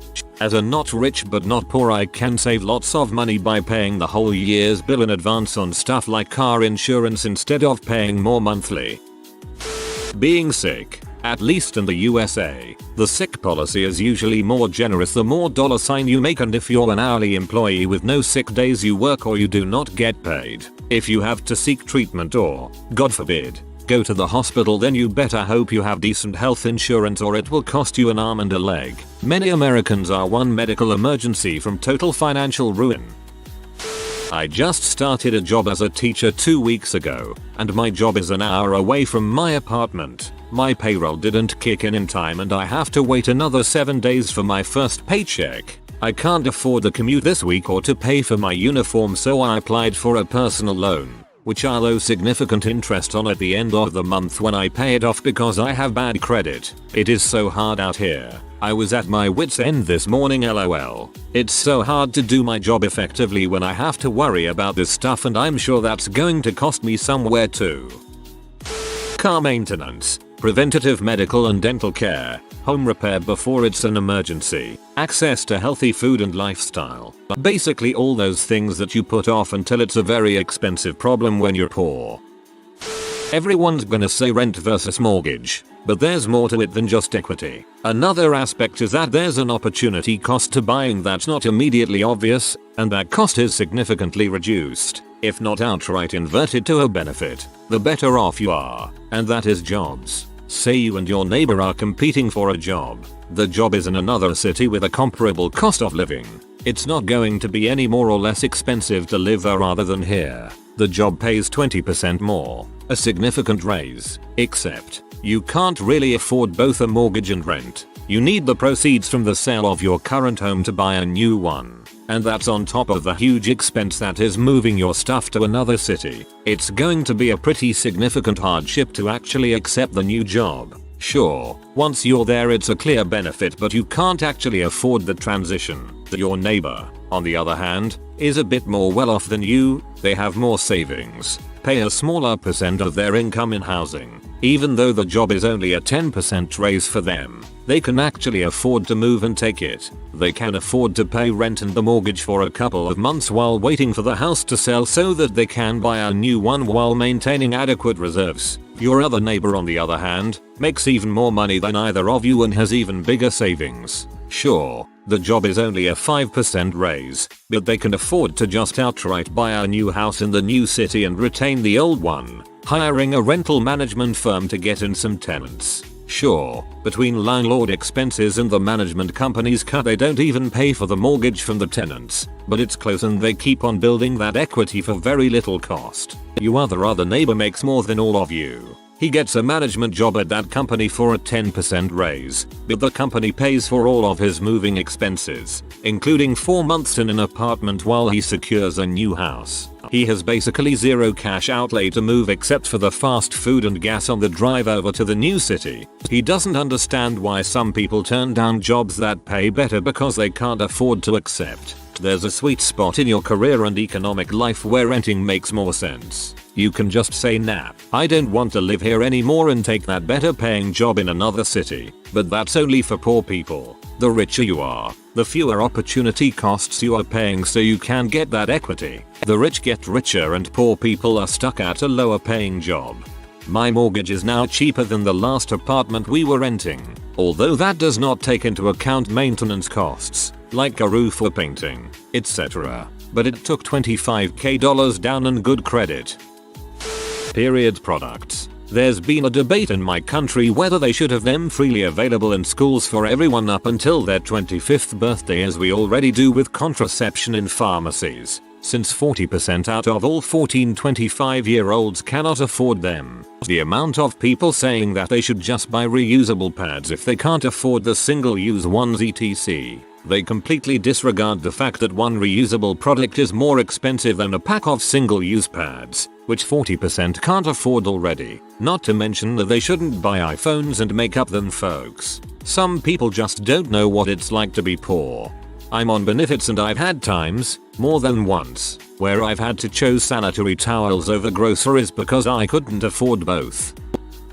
A little late to the party here, but getting arrested costs way less if you have money. Paying out of pocket for a lawyer may cost more upfront, but if you can't afford one, or even bail, you will be in a much harder spot. You could easily lose your job if you have to stay in jail until your trial. Court-appointed attorneys are often incredibly overworked and will not work as hard to get you a better deal. Then if you can't afford the legal fees to seal your record, that arrest could prevent you from getting a job that pays well enough to afford a lawyer.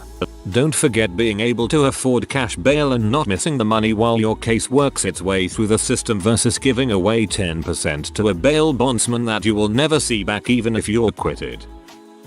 My bank started waiving fees after my account balance passed a certain threshold. You literally have to pay more for the same service if you're poor.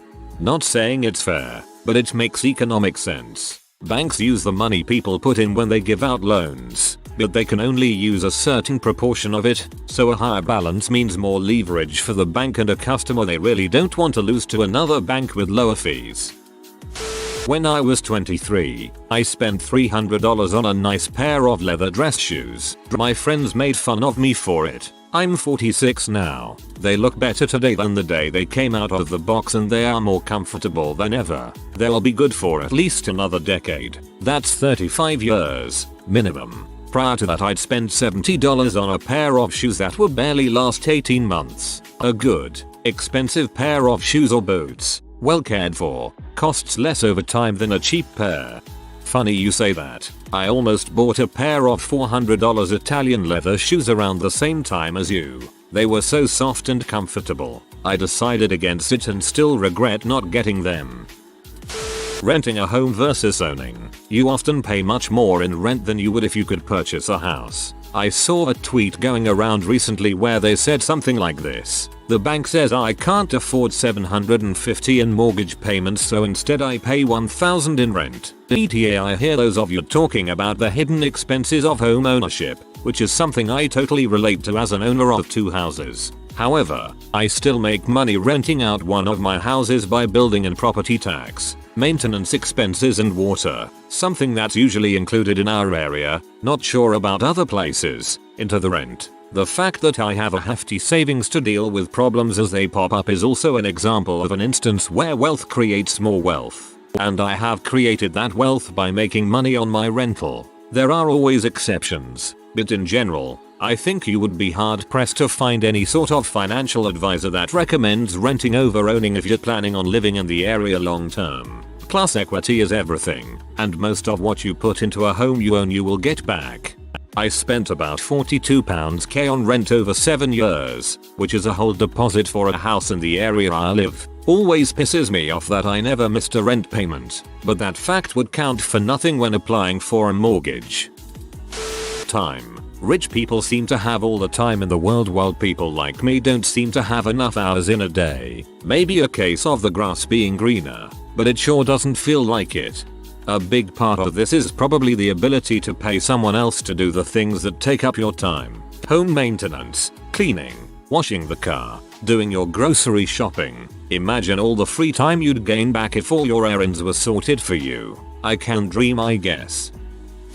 As someone who grew up on welfare and is now solidly upper class, travel. I used to travel for work, expensing meals, hotels, flights, etc. on my personal card and then expensing them later. I rack up so many airline, hotel, and credit card points that I can generally do at least one nearly free vacation a year or at least pay for 2 international flights. Toiletries. I will always need toilet paper and it's cheaper to buy them by the dozens. Healthcare. Medicaid is cheap but isn't taken everywhere. But my platinum plan costs me nothing. No copay, no deductible, no co-insurance. Most jobs that have this benefit pay really well. Misc freebies. I don't know how to categorize this, but when you make a lot of money you end up in situations where you just get stuff for free just for being there. Colleague can't make it to the game, so here's 2 free courtside tickets. One of your friends has a house in Tahoe you're welcome to stay at.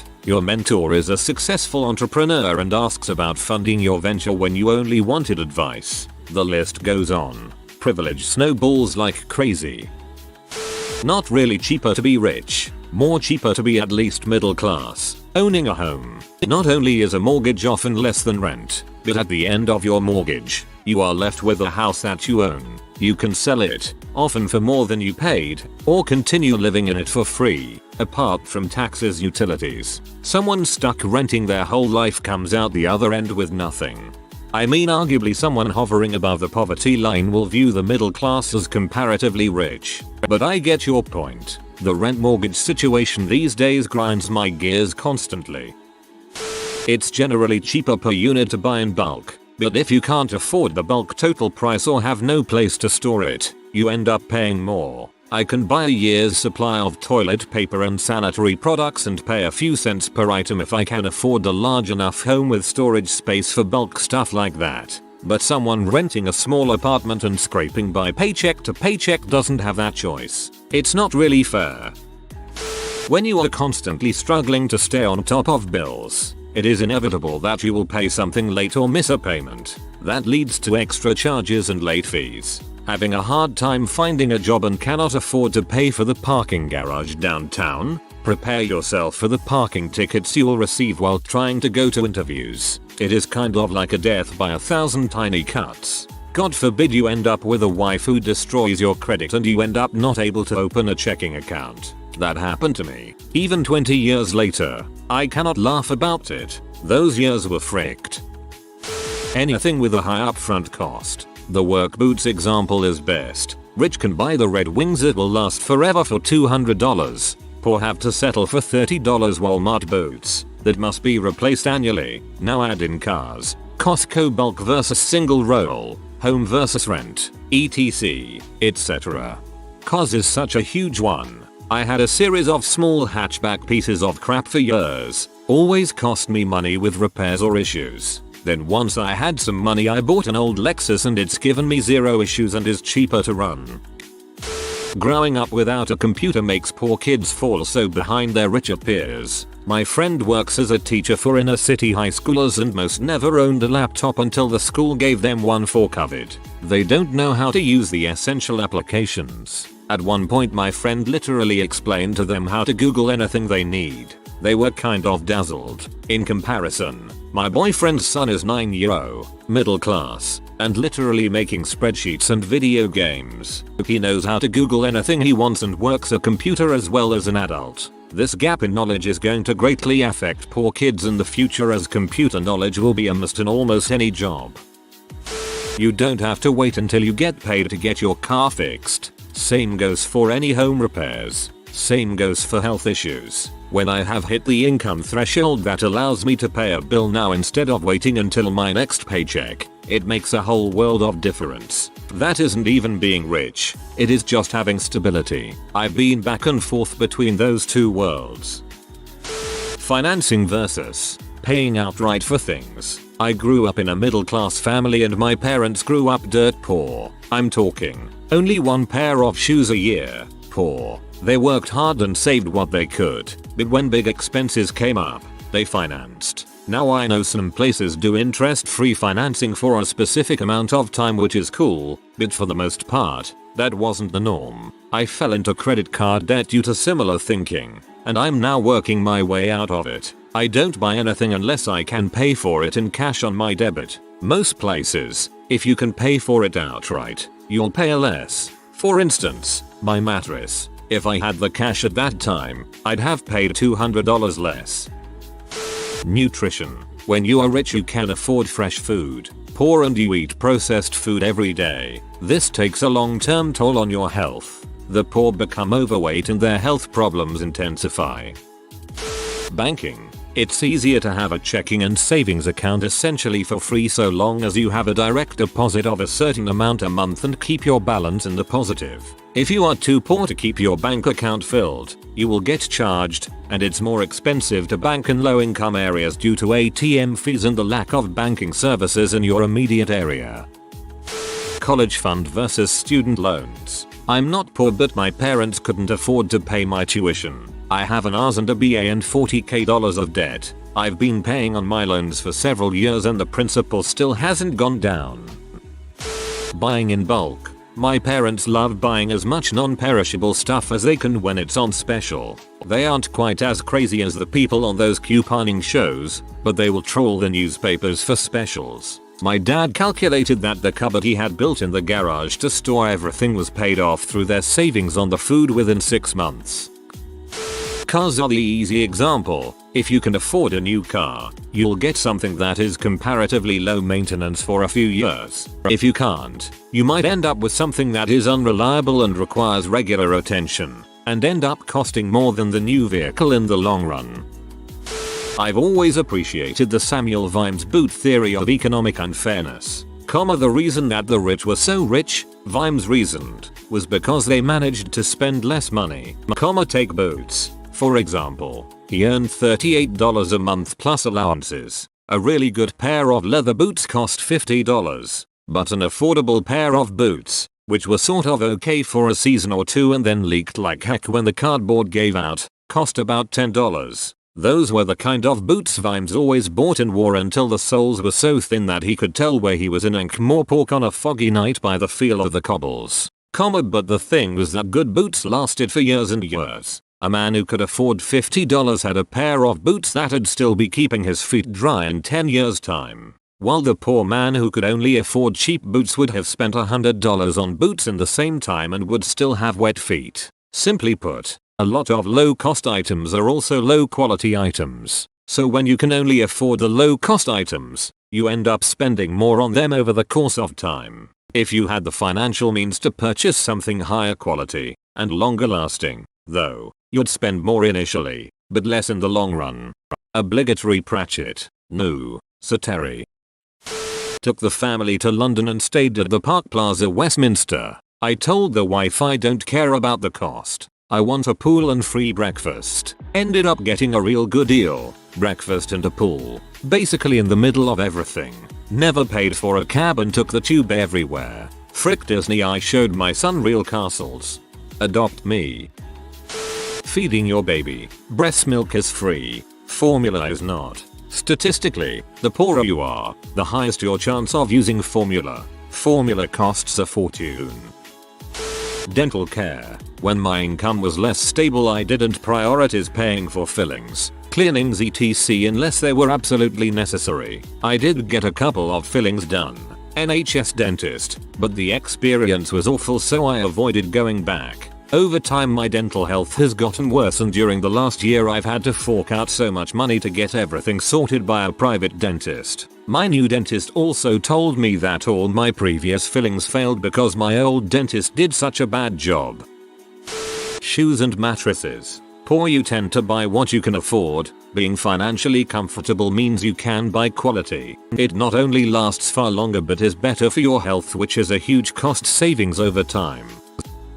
Money is literally the ultimate trump card in life. Unfortunately, your credit score doesn't matter, your interest rates don't matter, your background or past doesn't matter. If you have money, you can overcome all of those things. Applying for a mortgage and have a below average credit score and only 5% down? Well, here is a 5% interest rate and we need you to pay PMI for the remainder of the loan. Applying for a mortgage with an average credit score but you have 50% to put down on the house? Credit score doesn't mean anything. You'll get the best rate and no PMI. That's just financial common sense for the bank though. The problem is that the average 20-year-old working part-time is never gonna save enough money to make a serious down payment on a home. Criminal punishments. A speeding ticket can cost a poor person 3 days off work, but a $2 million fine on Apple for improper disposal of hazardous waste is a no-no. Anyway, meme. Finland's proportional fine system makes a lot of sense. Performing well in college. When I went to school, I was dirt poor, even with student loans, and couldn't do anything on weekends. People say cook your own food and don't waste money on partying, but you try cooking full meals while you have 10 hours of projects to do, or expect to be somewhat sane when you can't even go out with your friends for an entire year unless someone picks up your tab. I remember just thinking how if I just had $200 to burn each month, that could have been at least 2-3 hours saved by ordering food or being able to go out twice a month with friends. My dad and I have gone to numerous box suites at major sporting events, Mariners, Blazers, where all drinks, including alcoholic and foods, sometimes even our choice of foods, have been entirely free, as well as racing chalets that also had free beverages, including alcoholic and foods for IndyCar races. Also free VIP attendance at a music festival which also included free beverages, including alcohol and food. Our extra cost of attending these events, the gas to drive there, as the intention was to maintain or generate favor with us. It's pretty gross when you think about it. What was loved by poor people until rich people ruined it? Comic cons used to be pretty affordable, and you could chat with celebrities for a while. Now they are a huge extravaganza, with multiple levels of admission and VIP access and VIP seating. Pictures and autographs with bigger celebrities can cost a shitload, and you wait in multiple lines and are rushed through it. When I went, pre-COVID, I normally just see buy art. Those folks are usually not super busy and will often sign stuff for free, unless they are big dudes like Frank Miller. Comic cons are just elaborate Funko trade conventions now. Frick Funko. Podcasts. The number of amazing podcasts that have been ripped off by celebrities who are so out of touch with the average person's daily experiences is disgusting. They are so starved for attention they have to take over any discussion that's happening. I don't remember which one, but an established comedian said he makes more money for a 1-hour podcast than a month of headlining Friday and Saturday night shows. So he and his comedian friends just take turns on each other's podcasts just bullshitting with each other, and apparently people eat it up. Sewing and sewing supplies. The new machines are plastic garbage, and since it's become a hobby rather than for the average person, the patterns after the 70s use way too much fabric. Theater used to be the entertainment for the masses, and now it's ridiculously expensive and inaccessible to most people. It's killing theater and opera. Too expensive for young people to go, so they don't start going regularly when they have more money. Theater is eating its seed corn. I'm sure someone already mentioned this, but camping. It used to cost close to nothing to reserve a campsite. Some are still cheap, but now they've gone all bougie and some sites charge you ridiculous fees to pitch a tent in the woods. Same with music festivals in the forests. People would go to get away from Bull's societal hierarchies and enjoys music and self-expression. Then they got all mainstream and it lost its original meaning. Think Burning Man. Vinyl collecting. It was a dead, cheap to get into industry as a hobby. Now come and get your $50 RSD special Jizz Splatter Chet Baker EP. The Champion brand. I remember Goodwill and Walmart selling their Champion stuff for cheap. Now it's designer and it costs so much more now. SMH.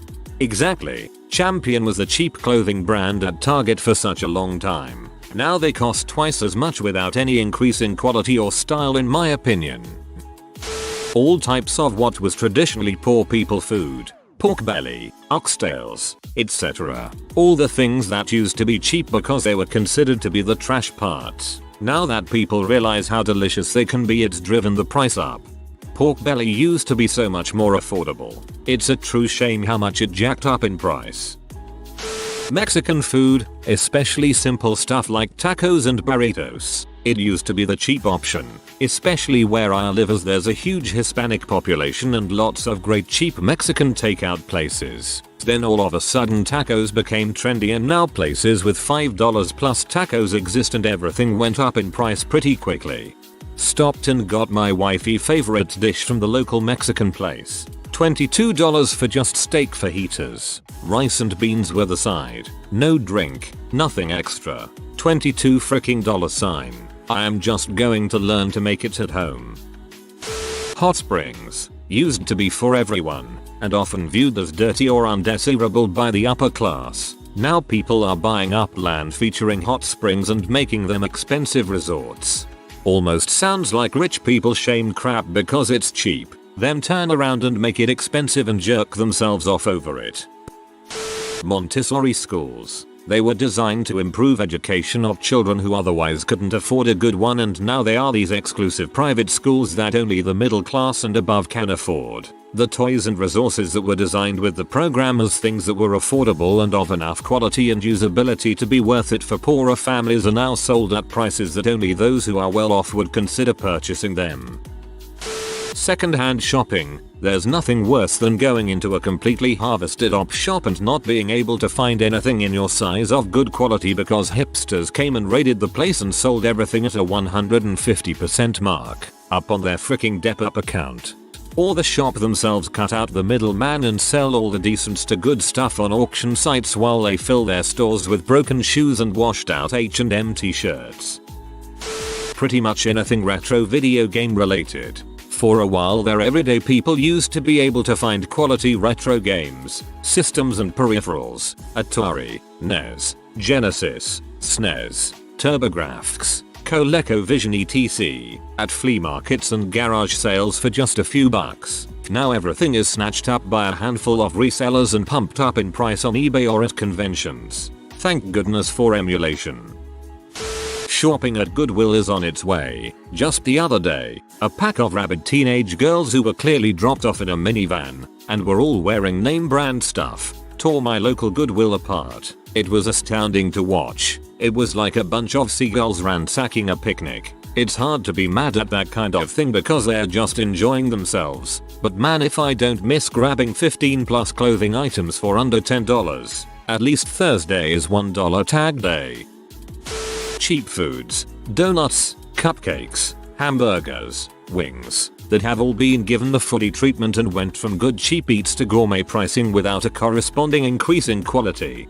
Flank steak for carne asada. I think that's the cut anyway. Used to be dirt cheap. Now it's a significant cost if you want to feed a group of people. There might be other reasons, though. I used to get 2 pounds of skirt steak for like $7. I bought 1.5 pounds the other day for $15. Granted, the store I shop at now is overpriced on just about everything. But unless I go to the Mexican market 10 miles away, the pricing is pretty similar. Ripped denim jeans. They're casual, comfortable, and usually ripped in places caused by typical wear patterns. Then rich people had to make them weird, make them with clear plastic cutouts, make them look how an alien would guess what ripped jeans are supposed to look like if you translated it into their language poorly, and then had to describe them, and then charge $2,000 for the monstrosity. Storage shed auctions used to be really cheap until that stupid Storage Wars show came along. Now instead of buying cheap for some furniture, too many people are jacking up the prices thinking that there's some lost antiques worth thousands that they'd find in every unit. I collect hockey and football cards and it's basically the same as this now. Every box of cards is like $900 one, $200 because you might find a rare card worth $5,000 plus. But in reality you're only finding a few $20 cards in 99% of the boxes. It's such a sunk cost now I mostly just buy single cards instead of the boxes, which is a much cheaper hobby, but takes away a lot of the fun. Tybee Island, GAR, aka the Redneck Riviera, used to be a place where one could get a house close to the beach for a relatively low price, until rich movie stars started buying there. Also St. Simon's Island. I thought the Redneck Riviera was Panama City. Basically everything. If it's popular with the poor, rich people will eventually find a way to take it over so they can turn a tidy profit. I was going to say this too. Conspicuous consumption is now seen as unsophisticated and gauche. Appearing to be frugal by making intelligent purchase choices is the chic thing now. So frugal purchases that are actually fiscally wise items have skyrocketed in price, meaning that a no-nonsense poor person once again has to recalibrate just to dress himself.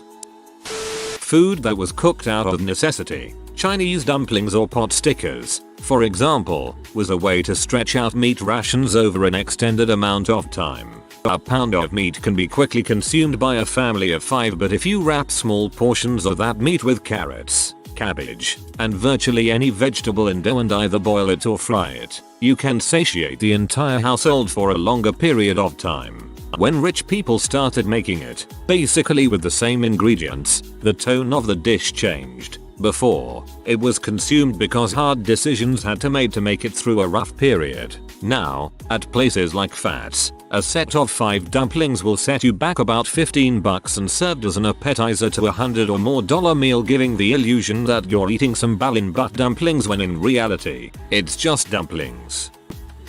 Taking junky old cars and fixing them up as a hobby. Rich people discovered they could buy up loads of potentially very worthwhile project cars for not much, restore them to a level of unobtainable quality and price which drove the price up. Now everyone knows what they have, IRL PNG, and holds out for the big buyers instead of the neighbor down the street. They turned a hobby into a billion-dollar industry and entertainment conglomerate so they can sell the cars to other rich people, since few people can afford a $200,000 restored Mustang or GTO or whatever it is.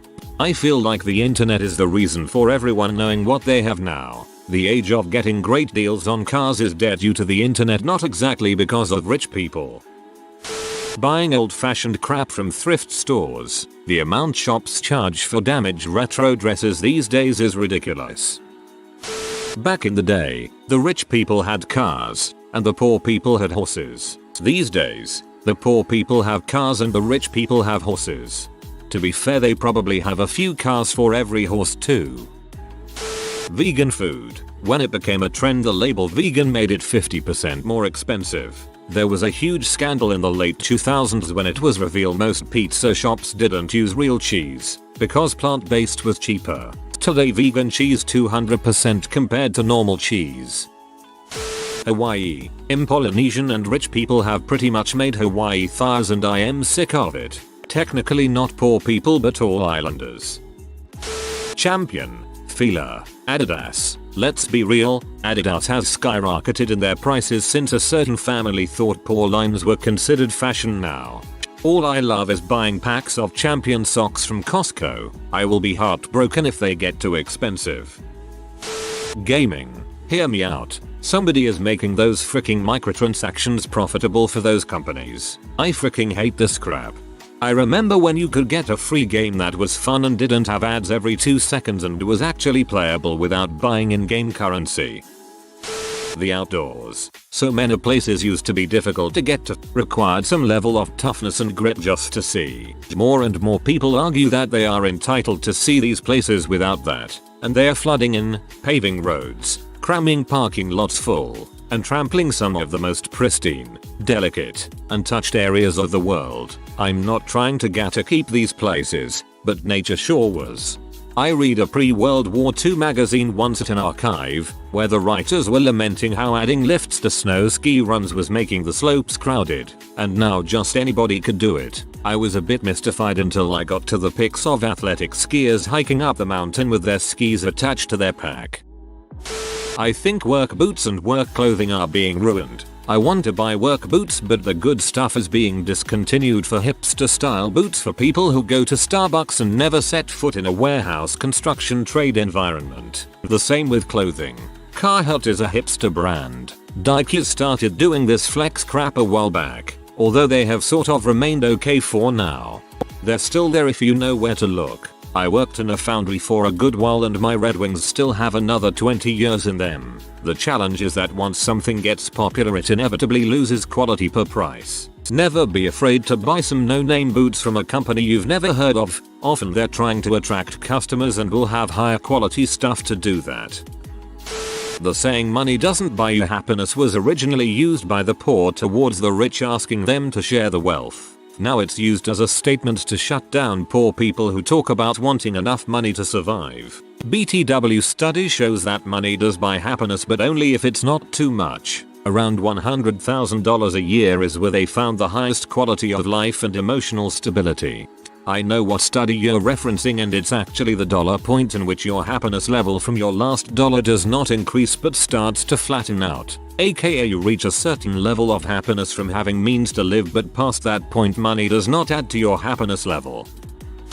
So IDK if any of y'all in this sub live in rural communities, but big farming industries are killing small farmers. Impossible to own your own farm and make money at this point because big industry pushes you out. A decade or two ago you could sustain yourself with your own crops, animals, but now that's become so expensive you need a job on top of caring for your farm. Now with all this crap going down, rich people are buying up farmland, presumably to make money when the stock market crashes again. I just bought 40 acres a year ago and in the past 3 months I've gotten 15 letters in the mail from various people trying to buy my land for way more than it's worth.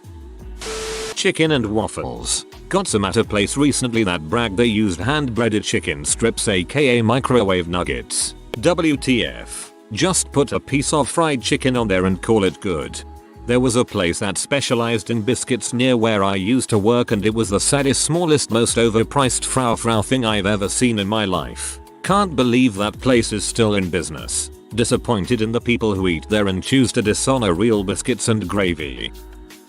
I'm pretty sure barbecue was created by poor people as a way to make bad cuts of meat slightly edible. Now those same cuts are as expensive as the rest because barbecue isn't the last option before starvation. New York City. Mind you, I'm Puerto Rican. from New York, and the diversity that once thrived in that city was tenfold what it is today. Crazy to think, right? I mean, it's New York. My grandmother lived in Little Italy for over 55 years before she passed away in 2019. She lived in the same apartment on Mulberry St for that long and everyone knew who she was. She lived there during the peak and eventual fall of the mafia. The streets on a Saturday night would be closed off. You could smell the food the entire block. People among people among people. I remember walking past as a child with my mom and just being in awe of how many people were just having dinner, drinking wine and just genuinely happy. I would go up to my grandmother's and climb out onto the fire escape and just gaze at them and I would never get bored. None of that exists anymore. Gentrification is a real B. Most of the Hispanic and black minority have moved to places like Queens and inner city Bronx or Brooklyn. You know, where the poor people belong. Truly sad. I'll never forget New York as I knew it. I think rich people ruin a lot of things. For example, my auntie and cousin wanted to go for a camping trip with just tents and the kids. But my auntie didn't want to tell one daughter because her and her husband are well off. If they did, she would have wanted to come and she would have brought out her giant camper, boat, and side by side. They would have took over the cooking with the food they wanted to eat. Don't get me wrong, it's totally a good gesture of them and a good thing to do. But my auntie just wanted it simple like the old days and I respect her for that. Carnivals and amusement parks. $80 for 2 slices of pizza, 2 salads, and 2 drinks at Six Flags. Everything is not just expensive, it's obscenely way past expensive. Everything.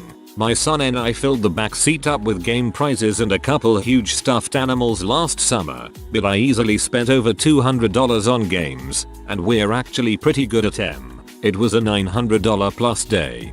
More than $80 for 2 slices of pizza, 2 salads, and 2 drinks at Six Flags. This hurts. Target. I don't have a Walmart by me, so a while back, this was the cheapest store next to the dollar store for us. Now, thanks to all the rich people on social media hyping it up, it's not as inexpensive as it used to be. I've even heard some rich moms complain that it's not as cheap as people said it was. Yeah, because you guys won't leave it alone. The internet. Now there's advertisement everywhere. Take YouTube for example. 2 ads. This video is sponsored by. More on them in a bit. Intro. Sponsor. Bit of actual content. Ad. Bit of content. Ad. End. Underrated answer. The internet felt like a club once with sites after sites of half-baked crap that someone poured their heart into. We used to log in and talk, surf the web and stuff. Now we have to be here, and most of it feels like walking through a sterile, crowded mall where you are the product. Gentrification poached the internet in a way. The minimalist lifestyle. You're a multi-millionaire yet for some reason you live in some squeaky clean, show home apartment with brushed metal everything, and own almost literally nothing. You call this liberating, when the reality is lots of people genuinely can't afford that apartment or indeed any contents for it. Cities. I grew up in a coastal city and it was considered a pretty dumpy city most of my life. Nobody wanted to live there and there was an area near the water that was sort of a bohemian Greenwich Village type neighborhood where a lot of artists, ex-hippies and people on the fringe lived. And the downtown area was another crappy area filled with empty warehouses and small manufacturing plants near the docks. Now, all of a sudden, all these high-rise condos are going up and the entire area next to the water, where there used to be a lot of green space, is overdeveloped. And now, the only people who can see the water anymore are people who can afford it. And the irony? I lived in that hip artist area most of my adult life before leaving town for the military. When I came back I was priced out and couldn't afford to live there. So I bought a house in a near suburb just a 15 or 20 minute freeway drive from downtown. And now, my area is seeing the same sort of development the city had seen. Lots of high price condos, fancy boutiques and fusion restaurants. Luckily I bought when it was low and now my property is about 15% more valuable than it was when I purchased it, and will probably go up even more as we see more development in the area. This smells like either Wilmington or Pensacola, which, both of them are going through the same thing right now. What's a dead giveaway that someone has never been poor? Why can't your parents just give you the money? Said by someone I know whose parents still buys pretty much everything they want or need even at age 40. Not second guessing a large purchase, regardless of whether they can afford it or not. I've been working my butt off for the last 3 years to be financially well off. Right now I'm at the point where I do not live paycheck to paycheck anymore and can afford luxury purchases. But I still can't spend $200 on freaking clothes just because I like them. Financially I can, but emotionally I can't bring myself to. Just 2 months ago I bought a new PC that I've been saving up for over the course of a year and a half. That's money that I specifically set off to the side for the PC, making sure I got all my other necessities covered. And 2 months after buying it, I still feel buyer's remorse even though that's literally what the purpose of the money I set aside was for. Explaining crap like that to people who have never financially struggled is impossible, because they'll always say why worry? You can obviously afford it, and the annoying part is that they're right.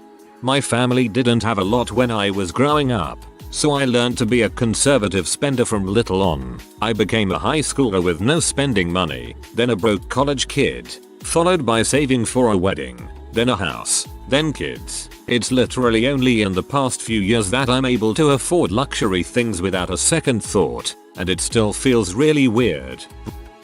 Overheard a 38-year-old grown-butt man try to pick up my co-worker with the line, "I'm trying to get my dad to buy me a Jaguar this summer." She pretended to cough to hide the fact she was laughing.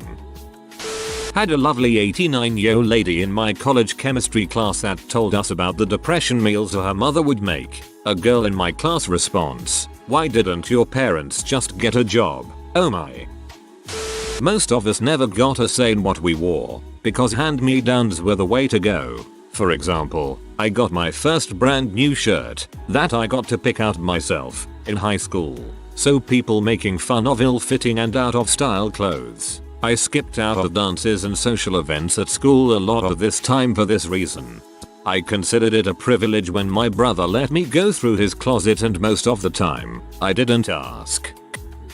When someone is shocked that a person of a certain age doesn't have savings. Being poor is expensive and most of the time you can't afford to put money into savings.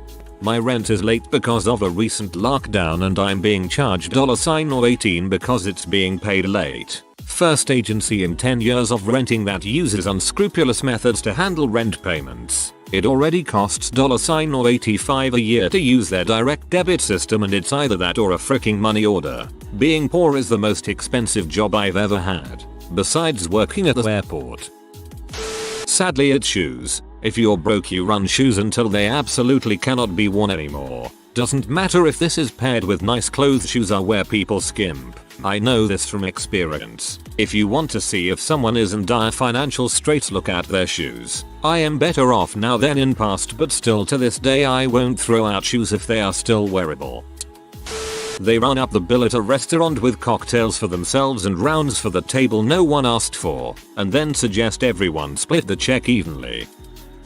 I was brought up very poor. I now do okish for myself, but I've never lost the feeling of worry that I will be poor again. My kids are that now and it worries me a little, but because I've always had enough in their lifetime they don't know any better. If you've never been poor, you never understand just how horrible it can be. Never worry about hiding from the guy at the door wanting his money and you pretending you're not in because you don't get paid till tomorrow. Never had to make the contents of the fridge last till the end of the week or rely on benefits or government handouts for your clothes and accommodation or grandparents' generosity, etc. They just never have that worry on their shoulder. Life's problems for them are completely different. That nonchalant way you get through life is something you can never have unless you are born rich. Even if you become super rich later in life, I don't think you can have it. You have to be born with it. I hear you. Even after you finally do reach a comfortable level of finances, if you're lucky enough you're never happy to spend it. I used to be practically homeless with mountains of debt and creditors calling me every day to demand their money. These days I have thousands in the bank and I still cling to every last penny of it. I'll never have enough to stop worrying about it. When someone says there's more important things than money, always seems the people who say that are the ones with money. My best friend's pose ex said this a lot while she struggled to buy necessities for their son. Meanwhile he'd blow money on pre-order games that cost $60 plus. He was born with a silver spoon up his butt. Spent all of his inheritance on a new PC. Nothing went to his son. Sucker. They look down upon anybody with a manual labor low pay job. Warped sense of what's normal, i.e. new cars, vacations, eating out. I feel like people who have been poor or grown up poor, and even still are more willing to share or offer something they have, and my friends that have never had to worry about money don't just offer to share something. I think it's because poor people know what it's like to be without, don't like to ask for things, and they don't want anyone to have to ask or go without. People who have never worried about money have never had to share. If they wanted something for themselves they just bought it. I spend a lot of time interacting with homeless people in my area, and one of the most common things they tell me is that it's almost exclusively poorer people who give them money, food, clothes, help, or even a kind word or eye contact. Rich people either ignore them entirely or straight up verbally abuse them. They don't get it and start pushing when people politely decline invitations to expensive events. If you grew up poor, you know what it feels like to have to make up excuses to skip events that you just can't afford. It's humiliating, and you just hope that your friends accept that you can't go and don't ask questions. Some people, typically those who have never felt that shame, will get pushy or offer to just pay your way, which can make you feel worse. I had to explain this to my stepkid recently. She started acting like this, pushing, asking why over and over, when a friend of hers couldn't go to the water park. She acts like this because she's A kid, and B, has never been felt poor. We knew the kid's mom was struggling with money, but to my stepkid, there had to be a reason he didn't want to go, because it just didn't compute that his mom couldn't just put up the money for him to go. We had to have a chat about how when someone declines your invitation, you either suggest doing something easier for your friend or accept their answer. I remember having friends invite me to things and after a while, invite me with the added "it's only $." I knew a girl who, if she paid for something with cash, would just throw the change into the trash receptacle because she didn't want to carry it around. This was in college. I was like, frick it, I'll carry that extra money around. You have to be joking. I'm poor and my roommate is very well off. It makes me mad when she doesn't take care of her things because she knows she get replace them. Another one is I hate when people buy pricey things on a whim. Because I don't have money, I double and triple check that the thing I'm getting is exactly what I want or need. The disappointment of realizing you just bought a crappy thing with your last $30 hits different than when you know you could have just as well bought 2 of those things. For a bit of context, I live in Denmark. I had a co-worker, Jay, once who I had the following interactions with. Me: sorry I'm a few minutes late. The train was running late due to actual horrible accident the day before. Jay: oh, why didn't you just take the car then? Me: I don't have a car. I can't afford it. Jay: but how do you go places then? Me: bicycle and public transport mostly. Jay: but how do you get to the bus station without a car? Me: a couple of months later, while a group of us at work are talking about summer plans. Jay: we are going to drive to Italy for the summer. Co-worker 1: oh that's nice. We are driving to visit family in France. Co-worker 2: we are just staying in country in our summer home. Me: we are going to Germany and around in Denmark. Jay: but how are you getting to Germany? Did you buy a car? Me: we are taking the train. Jay: but how do you get around once you're there without a car? Me: bus, U-Bahn and taxi. Jay: I really don't understand why you can't buy a car. Cars in Denmark are expensive. Even a cheap old car will cost you a lot in gas, insurance and taxes. Jay: just never understood the concept of not being able to afford a car. Cars are expensive period. At least the reliable ones. My friend co-worker asking me why I didn't just buy a car still haunts bothers me to this day. As though I wouldn't just go and get one if they were giving them out. Grocery shopping, not even looking at price tags. I didn't grow up super poor, but we weren't exactly super rich either. You take the extra 10 seconds and do a little comparison before you just grab the first whatever. Leaving a Publix or Whole Foods empty-handed is pretty embarrassing, but it is what it is. I lived with a girl in college who referred to her $50,000 salary as poverty wages, and not in like a woke leftist kind of way, but because she literally thought $50,000 was where the poverty line was, the bare minimum someone could live on. My family's combined income growing up was like $48,000. Depending upon where in the country you're living, $50k could be below the poverty line. In almost every major city in the country, $50k is well below median income, but if you're in a rural area then it's more than enough to live comfortably. I remember working with a guy that made a comment about having to buy a new shirt because one of his buttons fell off. I told him that he needed to just sew on a new button, and even showed him that if you turn up the bottom of the shirt, you will see two buttons. One that is used to button up the shirt and the other is for the cuffs, and the reason they are there is in case you lose a button. This is on most dress shirts. He looked at me with great disgust and said it wasn't his job to replace the button and it was much easier to just buy a new shirt. For your information, I have shirts that are easily over 20 years old, and this dude probably doesn't have one shirt that is over a year old. I'm fairly well off, but I hate this craze of buying new all the time. As a result, I rarely shop and have clothes that are at least 10 years old in my closet. Older the better, because it means I'm keeping my figure. I really hope that guy you worked with has a rude awakening. I had an idiotic, narcissistic roommate that once told me her family was so poor, they could only afford to redecorate their house once a year. WTF. I had no idea at that time people decorated their homes whatever shite we could afford was in ours for years, and that redecoration was a thing people did. I was much younger, and this was way before HGTV and all that junk. Forgetting what it's like to be poor is also a thing. My father grew up poor but is now middle class. When I tell him things like I can't afford a 401k and I don't have any savings, he's like, well, you should be putting back for your retirement anyway. Dude, WTF. Savings are no good if I don't have electricity. They don't recognize how much they've been handed. They truly believe they earned their place off the sweat of their own backs. I was poor growing up, but by my mid-20s my folks were doing okay, and when I went back to school they were able to let me stay with them, give me some money for tuition, let me inherit my grandpa's car, etc. I finally got myself on my feet when before that I was working like a dog and not getting freaking anywhere. You can't move up without help, and only those who've not had any will recognize that.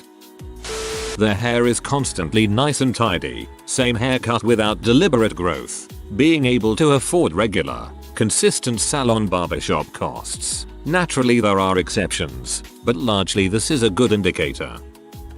I used to stay with my ex a lot. My ex had a roommate, me, my ex, and his roommate all grew up relatively poor at one point or another. The roommate's GF, however, did not. One night we were all sitting around talking about how we'd like to travel one day when we got our finances situated. I mentioned I almost went on a trip to France with my French club, but money was an issue. Roommate's GF innocently chimes in with, oh, it's wonderful, you'd love it, you should really go. Roommate says, sweetie, not everyone's parents can afford to send them, or something of that nature. I think it was one of the moments that really emphasized the difference in our economic backgrounds.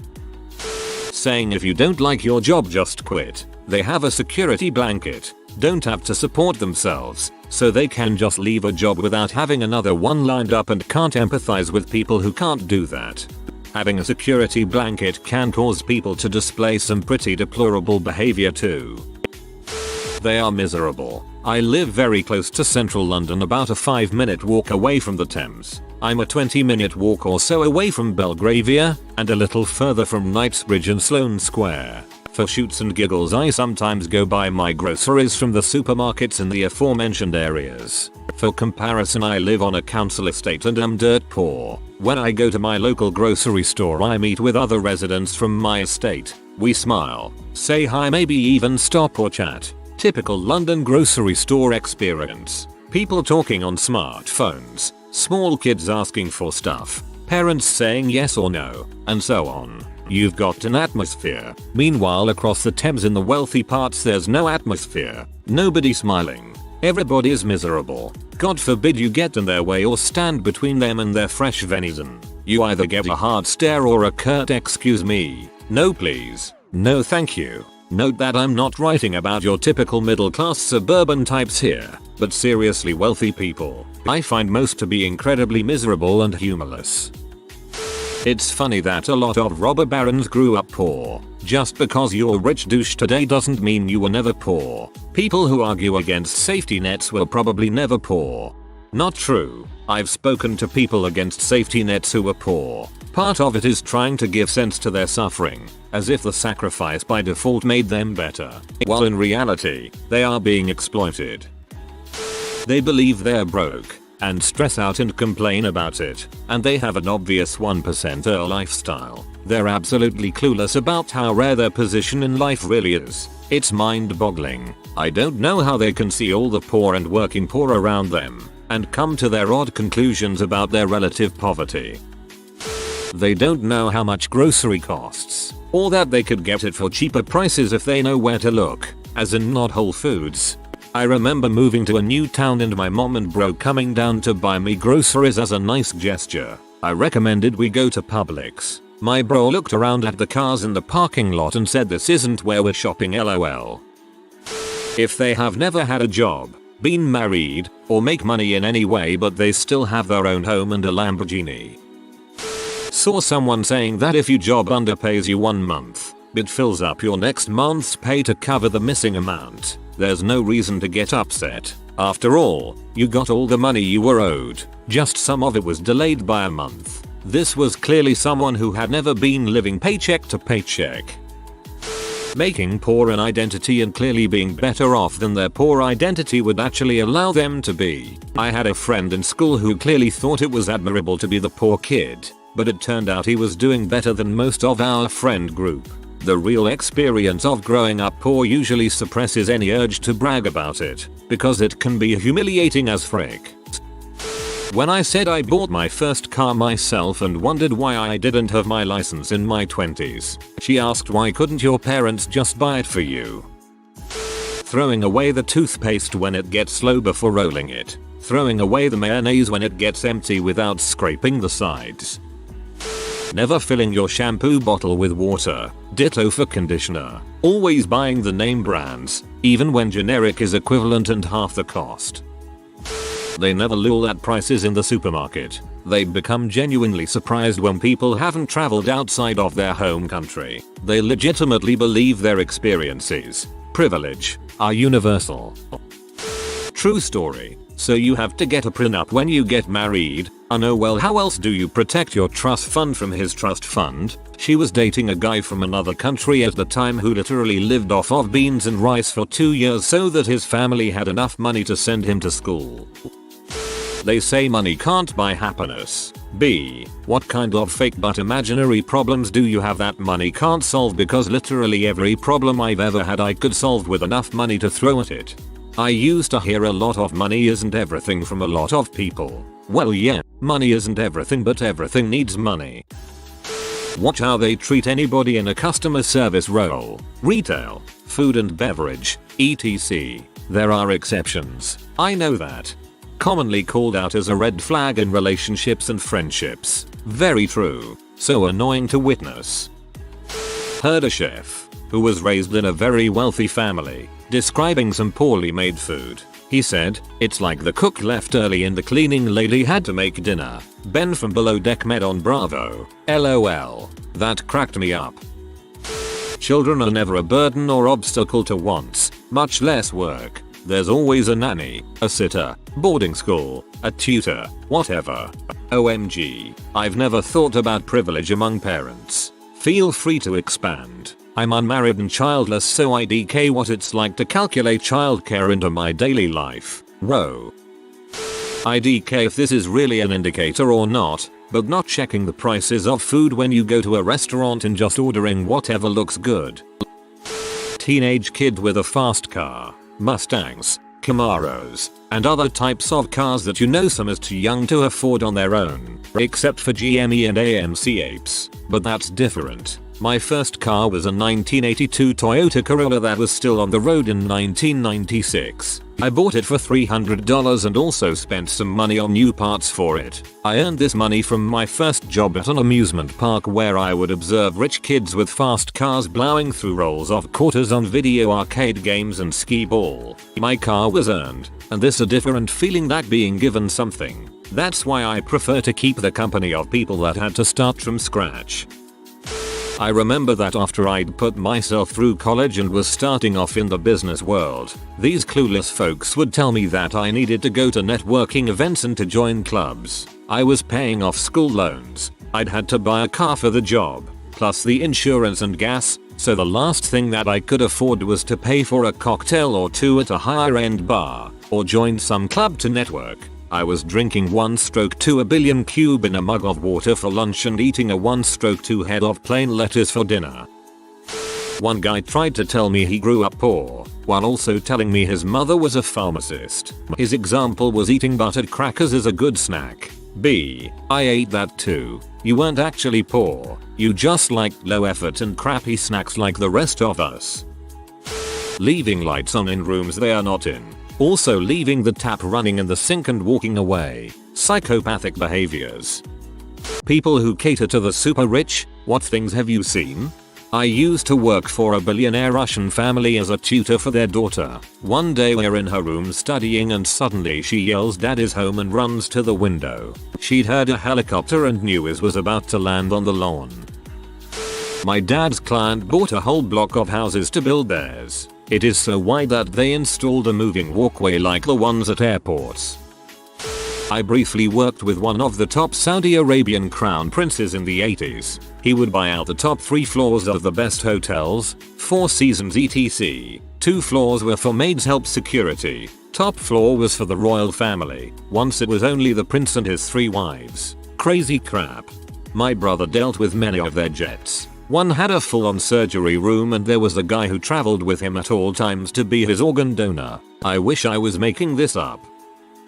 A friend from high school worked a few years as a deckhand on yachts in the Mediterranean and he said he once jumped in to get a customer's bag and got tipped 4,000 euros. He also observed actual bricks of coke brought onto P. Diddy's yacht. I'm just starting out as a deckhand and I'm excited. I am an art student working as a gardener. We work in one of the wealthiest areas in my country. Some customers are really eager to show me their collection of artworks that they have hanging on their walls once they find out that I study it. I remember one time standing in a bathroom with my dirty gardening clothes and there was a Picasso above the toilet. My dad works in shipping and has a lot of friends who have worked on super yachts. In the 90s one of his mates got a call up to bring the yacht of a particular Australian media tycoon billionaire, not that one, from Sydney to New York, with instructions to be anchored in a particular bay at an exact time with a lunch spread for 50 people ready. So they got there and set up the food. The guy never showed up. Turns out he was having a rich dude party in a building overlooking the harbor and wanted to be able to point down and say "That's my boat." He wanted the lunch just in case he decided to take his rich friends down to his yacht, but he didn't feel like it that day, so all the food got wasted and they sailed back to us without seeing him. Worked at a restaurant where a few of the regulars were the children of billionaires. I told my parents that my tuition costs $500,000 a student. From China, in America. I overheard after being asked how she has so much money. Another time I was serving a table I was asked to bring a tray of 60 patron shots. $600 for a 19-year-old student. I must have had an incredulous look on my face because his only response to assuage my concern was my father owned diamond mines in Africa. Saudi guy I went to school with had a $200,000 a month allowance from his family. Worked graveyards as a valet at an ultra-luxury boutique hotel. It's quite shocking how some of these people live and you'd never have a clue by just looking at them on the street. One weekday night I was asked at 2 AM by a guest to bring around his Bentley. Regular looking dude came out with a backpack, got in and left. Not 30 minutes later the same dude pulls up in a Ferrari and now has a briefcase instead of backpack. Skip ahead an hour and the same guy orders 5 shot glasses to his room. I go up and it's 2 guys in robes and 2 naked ladies on the couch. They have lines of coke and booze on the coffee table. They tip me $50 for the shot glasses and I leave. 2 hours later, just as the sun was rising, the two guys come out together in suits looking like they were heading to the office. The ladies left shortly after. Obviously drugs and escorts were nothing new, but the car swap middle of the night was a bit strange.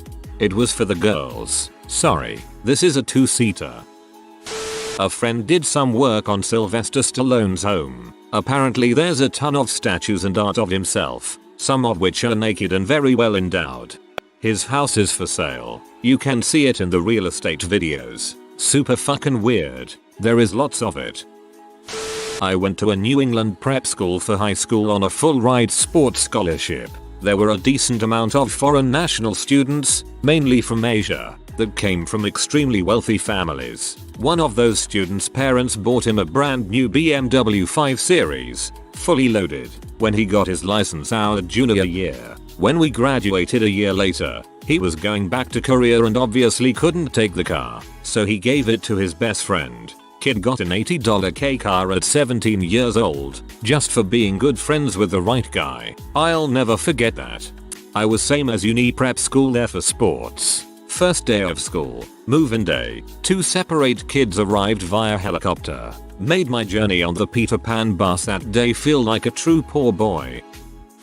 I used to do pool and spa maintenance in my 20s. I worked on one property with a mountainside, 10-bedroom/14 bath mansion, with a saltwater pool, tennis courts, guest mansion, and a servant's house that was 4-bedroom 5-bath. The property had so much more stuff, but that isn't the crazy thing. I worked on this property for 2 years, year-round, 5 days a week, and not a single person was ever there. The middle-aged, single woman that owned it lived in a city about 4 hours away and just didn't come to the property because she was so busy with work. A multi-million-dollar compound, just empty, all the time. Finally, after 2 years, I got a call from my boss on my day off. He asked if I could go to the house to put some pool floats away. He apologized, because it was my day off, but said the owner would pay me $500 to go put them away. I was confused as to why there were even pool floats out anyway,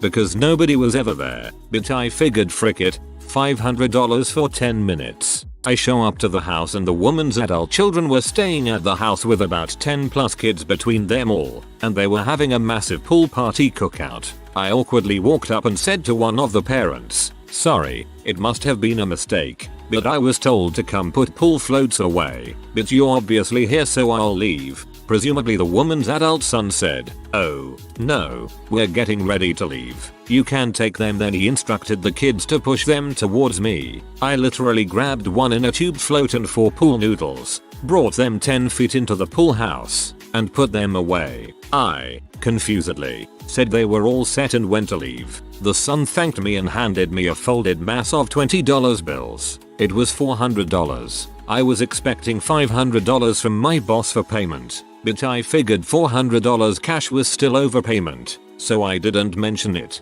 The next day at work, my boss gave me $1,000. I told him the son had already paid me $400, which was fine. He said the son told the woman how great a job I did, so she wanted to pay me $1,000 instead of $500, and the $400 was a tip from her son. For 10 minutes of work, she actually called my boss the next day to ask if she should reimburse me for gas, since it was 15 minutes from my house. I told him that I was all set. They seem a lot more generous than most of the other stories.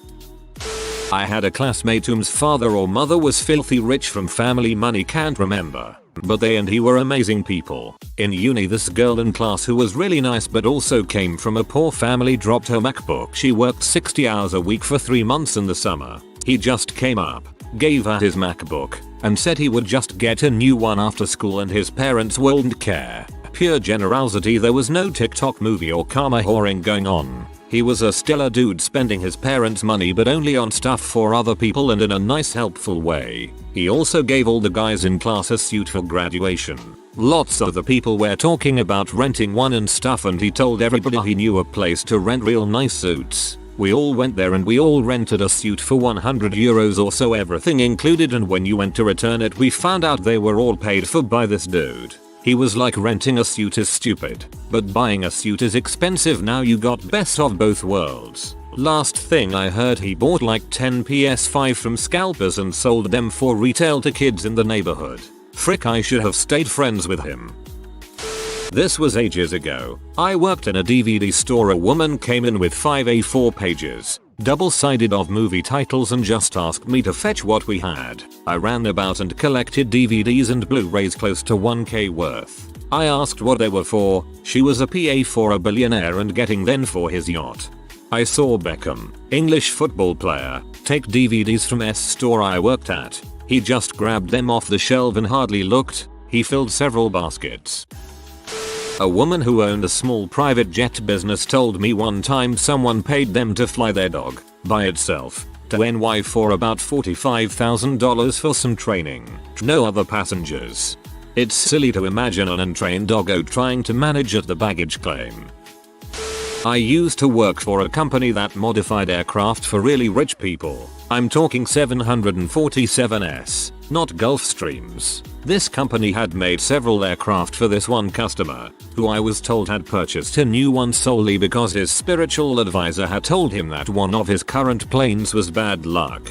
He still let his wife use it for her personal travel. To me, one of the most exquisite features of these planes wasn't the gold-plated everything, or rare wood veneers, it was the silk carpet. That stuff cost over $1,000 per square foot and feels like walking on a bed of angel feathers harvested in the most inhumane way possible. Granted, these guys don't deck out the whole plane, just their personal areas. The aft third is usually reserved for staff and such and is more like a fancy economy class. But yes, silk carpet. One of his current planes was bad luck. He still let his wife use it for her personal travel. I guess it's cheaper than a divorce. I tutored a wealthy 5-year-old. I got paid good money to spend an hour drawing and coloring and playing with this kindergarten, but all in French. He had been to more places in the world by 5 than I'll ever go to in my whole lifetime probably. The best part of the job were the perks, though. They would take me and my so out to dinner at fancy restaurants and pay the bill no matter what it was. They would invite us over to eat some delicacy they prepared. Wife was Chinese Vietnamese, husband was Indian, and they'd always have some house guests staying with some crazy resume. For example, one time they had a diplomat for the Netherlands there to do business. They had houses in my city and in San Francisco and would fly there all the time. They invited me on several occasions, but I never had time to go. I also befriended and stayed with the daughter of Russian oligarchs who lived in Paris. The mom was a famous writer and the dad did something in business. Their grandfather was a famous Soviet writer, and so in general they lived a very cultured life. They lived in the richest part of Paris called Neuilly-sur-Seine and had houses in the Alps,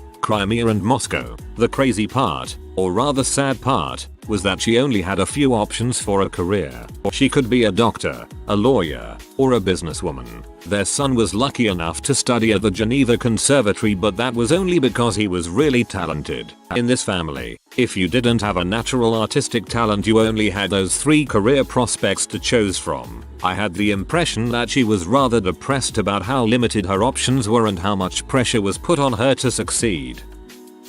I became personal friends with my boss and his wife, super nice people. The wife turned out to be an heiress and would buy me whatever I mentioned, like in passing during a conversation. I learned gifts were how she was raised to show love. I've trained myself to only talk about things I already own, unless I find something useful she might like and suggest it for her. I did IT work for a tiny little private company like the owner, his brother, and me. Guy called because his new PC wouldn't turn on and it's like 3 PM. He was 100% willing to pay for me to drive 5 hours one way to get it working today because he wanted to play games today. Okay, so 5-hour road trip one way and the address is this huge freaking mansion. 100% thought I was in the wrong place. Use the intercom at the gate and nope, this is the place. Guy and his wife are really cool and the dude had built his own gaming rig. It was absolutely over the top. I had never even laid eyes on hardware that expensive before. He never turned the power switch on his Swan. He paid the base rate of $1,400 for me to come out there to flip a switch. I also installed his graphic drivers, but that was technically free, and then gave me $5,000 cash as a tipple because he was excited to play League of Legends on his new PC. There's something hilarious about having a super expensive battle station decked out with everything one could need, and then using that to play League of Legends. None of the games that have crazy hardware requirements and offer crazy graphics. He went with the game that's known for running on a toaster. It's good for him. Was invited to a Christmas dinner while I lived in Seoul by an extremely wealthy Korean family. Very nice family, but I think in hindsight they wanted to show their friends that they had foreign friends like me. Wife had everything catered and the home professionally decorated. It felt like we were in a department store. Multiple Christmas trees, a working train set, staff handing out appetizers on plates, etc. It looked like she studied Christmas movies from the USA and copied everything. Dinner is served on a comically long table with 2 huge oven roasted turkeys and all of the trimmings. They looked perfect. I was later told that Koreans don't like turkey and were just for decoration. They would be thrown out later. We ate Korean food. The family said I could take a turkey home and that the caterer would drop it off with anything else I wanted.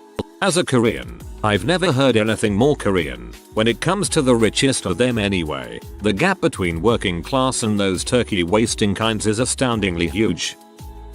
Have been working for the super rich for some time. Craziest thing I've seen. Brand new 90-meter multi-million pound GBP yacht was built in Netherlands. Maiden voyage to Antibes, France. Owner came on board and left after a few hours. Next week we get sent to Genoa, Italy, where all the bathrooms on board were ripped out and upgraded. That doesn't sound like a big deal, but I'm talking about brand new marble sinks, showers, floors and lobbies all crowbarred out, chucked in skips. Tons of brand new polished marble binned. New marble colors and patterns arrived in the weeks following. There's feed me money, there's frick you money, and there's it's not even a thought money. I build these ships. One time the owner didn't like the marble in his Turkish bathroom, so they picked new marble and rebools the room. Owner comes in, check the new look, doesn't like it, and the story starts back again. Like 150k in marble, dumped out, twice. Used to be a housekeeper for some of the wealthier people in my city. The best thing I have ever seen is the wife of a rich guy or something of that sort had custom suits of armor made for her cats. She had them displayed along with tiny suits of armor for mice.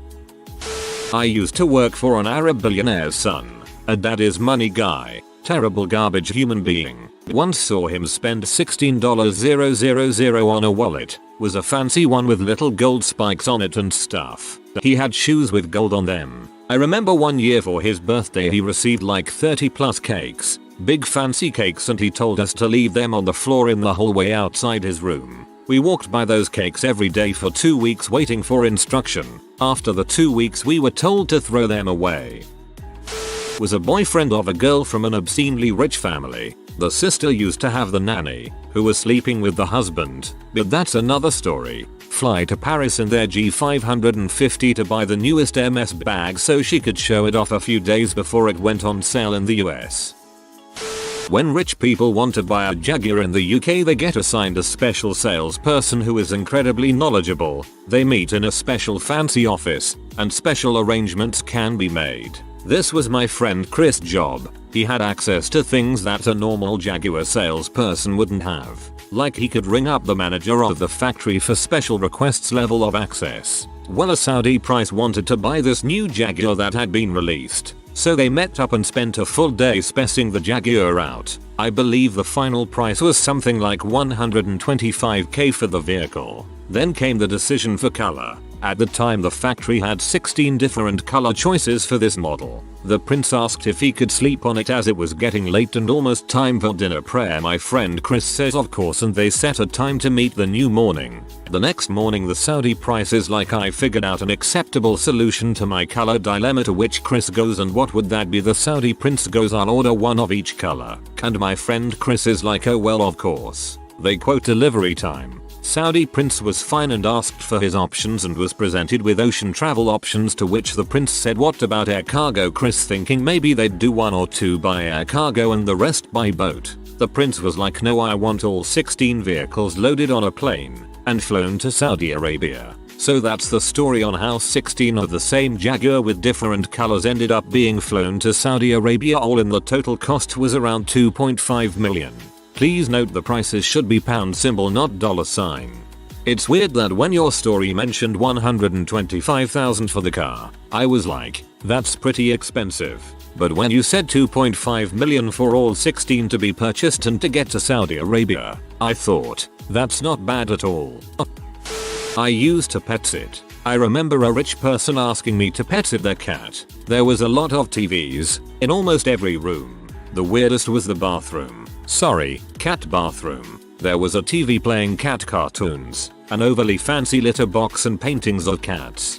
Tell me about the overly fancy litter box. I'm a driving instructor and one group rented the track to drive their supercars for the day. At the end of the day they all partnered up and got into the cars to leave. After they were gone we realized that they had forgotten their Lamborghini Aventador at the track. That was the tip.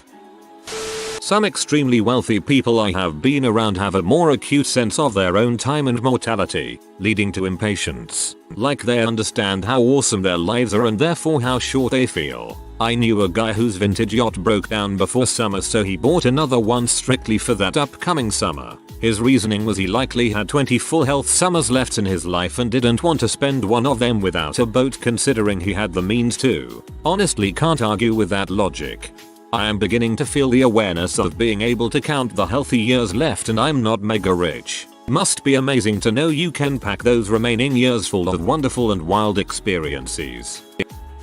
My wife's aunt and uncle were busy the entire day of their 25th anniversary and returned home at about 2100 hours. Decided that the kids needed a bit of fun and booked a private jet to Moscow. They live in Paris and spent a week there. Money, gotta love it.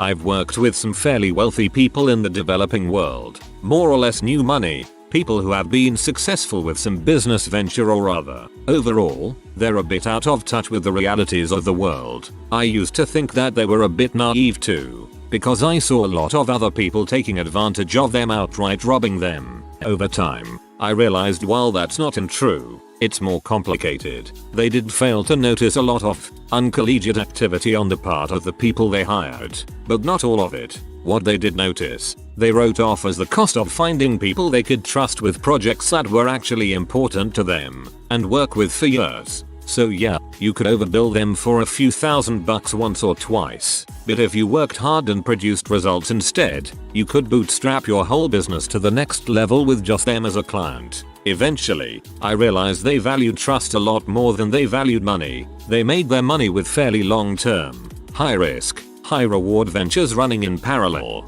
For example, research. So it all makes a little more sense now. I know plenty of rich useless people too, but not very well. A lot of wealth is simply inherited in Asia. Cash flow is a really difficult thing here. Some people think they're important because they're born rich and act like fools. They do some pretty wild stuff, but I don't stick around to hear about it. Nothing too fancy, but I used to help build multimillion-dollar homes about a decade ago. One couple, neurosurgeon and dentist, had an office with one of those bookcase doors leading under the stairs. They stored their surround sound equipment and a safe in there. Another house had a very micromanager-esque woman as the owner along with her husband. She would regularly come to the site and order the workers around while the foreman sighed and rolled his eyes at her. At one point he had to order her off the site because she was being a safety hazard to his workers. I remember this couple also has a creepy setup for their kids, 2 bunk beds on either side of a wall for the kids, and both rooms led to a bathroom facing the road with a big bay window right next to the tub. So essentially, any person driving or walking past, or any neighbor could just look over and see these kids taking a bath. My dad used to do this as well. One he loves talking about is a house that had a water slide going from their 3rd-story bedroom to their pool.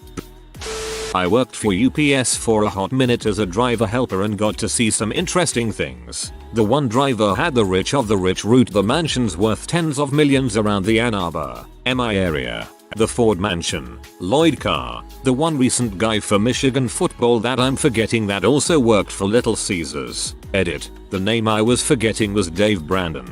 Anyway, I got to see Dave Brandon's mansion. It was gated, deep in the woods, and absolutely huge. The driver, a 33-year UPS veteran, told me these guys with these huge mansions like this, they don't live there by themselves. Sometimes don't live there at all. They move their entire extended families and their parents, sisters, brothers, aunts, uncles, cousins, etc. And they all live off the rich guy's dime, ordering whatever they want whenever they feel like it. I think we delivered 30 or 40 packages there that one day. Second story from the same day and with the same driver, we delivered to a smaller, but still huge, house with an extremely long and wooded driveway. The driver was cursing about how much he hated these people because they always park this huge butt boat in the only possible turnaround point in the driveway. So he goes in backwards and floors it. Maybe 40 miles per hour backwards, about 250 yards of bends,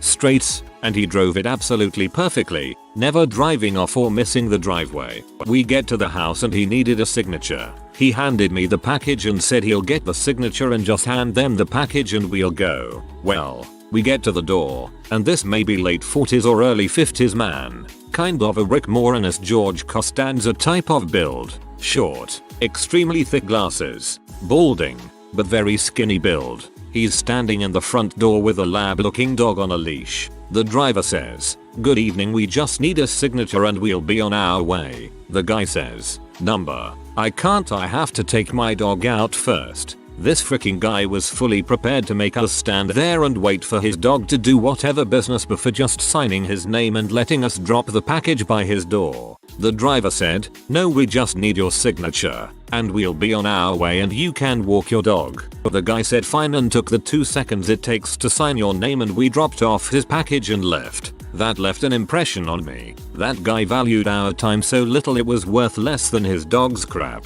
Like he was in his own world, and we weren't delivering 300 stops just before Christmas. My great uncle was very well off. He did not have a guest house. It was a guest mansion, separate from his mansion, in case his kids dropped by. This does not include the Olympic-sized indoor pool. That was a separate building. He bought a cannon. He used it to shoot the mountain behind his house. He shot brand new special bowling balls out of it. They cost $100 per ball. He bought a cannon. He used it to shoot the mountain behind his house. He shot brand new special bowling balls out of it. They cost $100 per ball. It saddens me that I'll never achieve even a fraction of this level of success.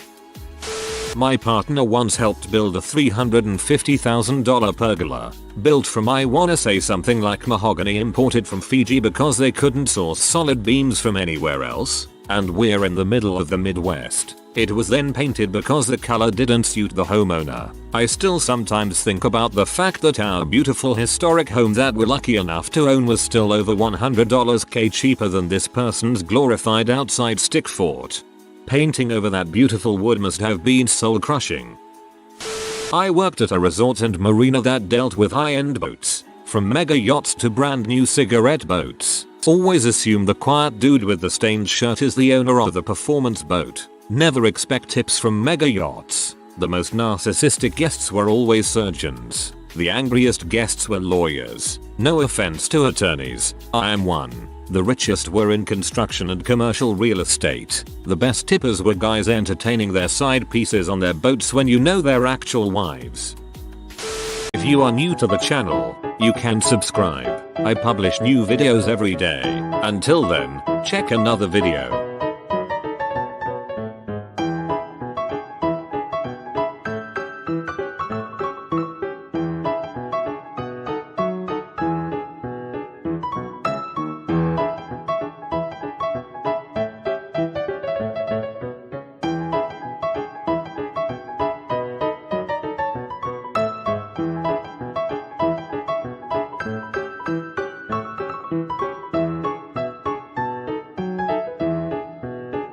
Bye for now.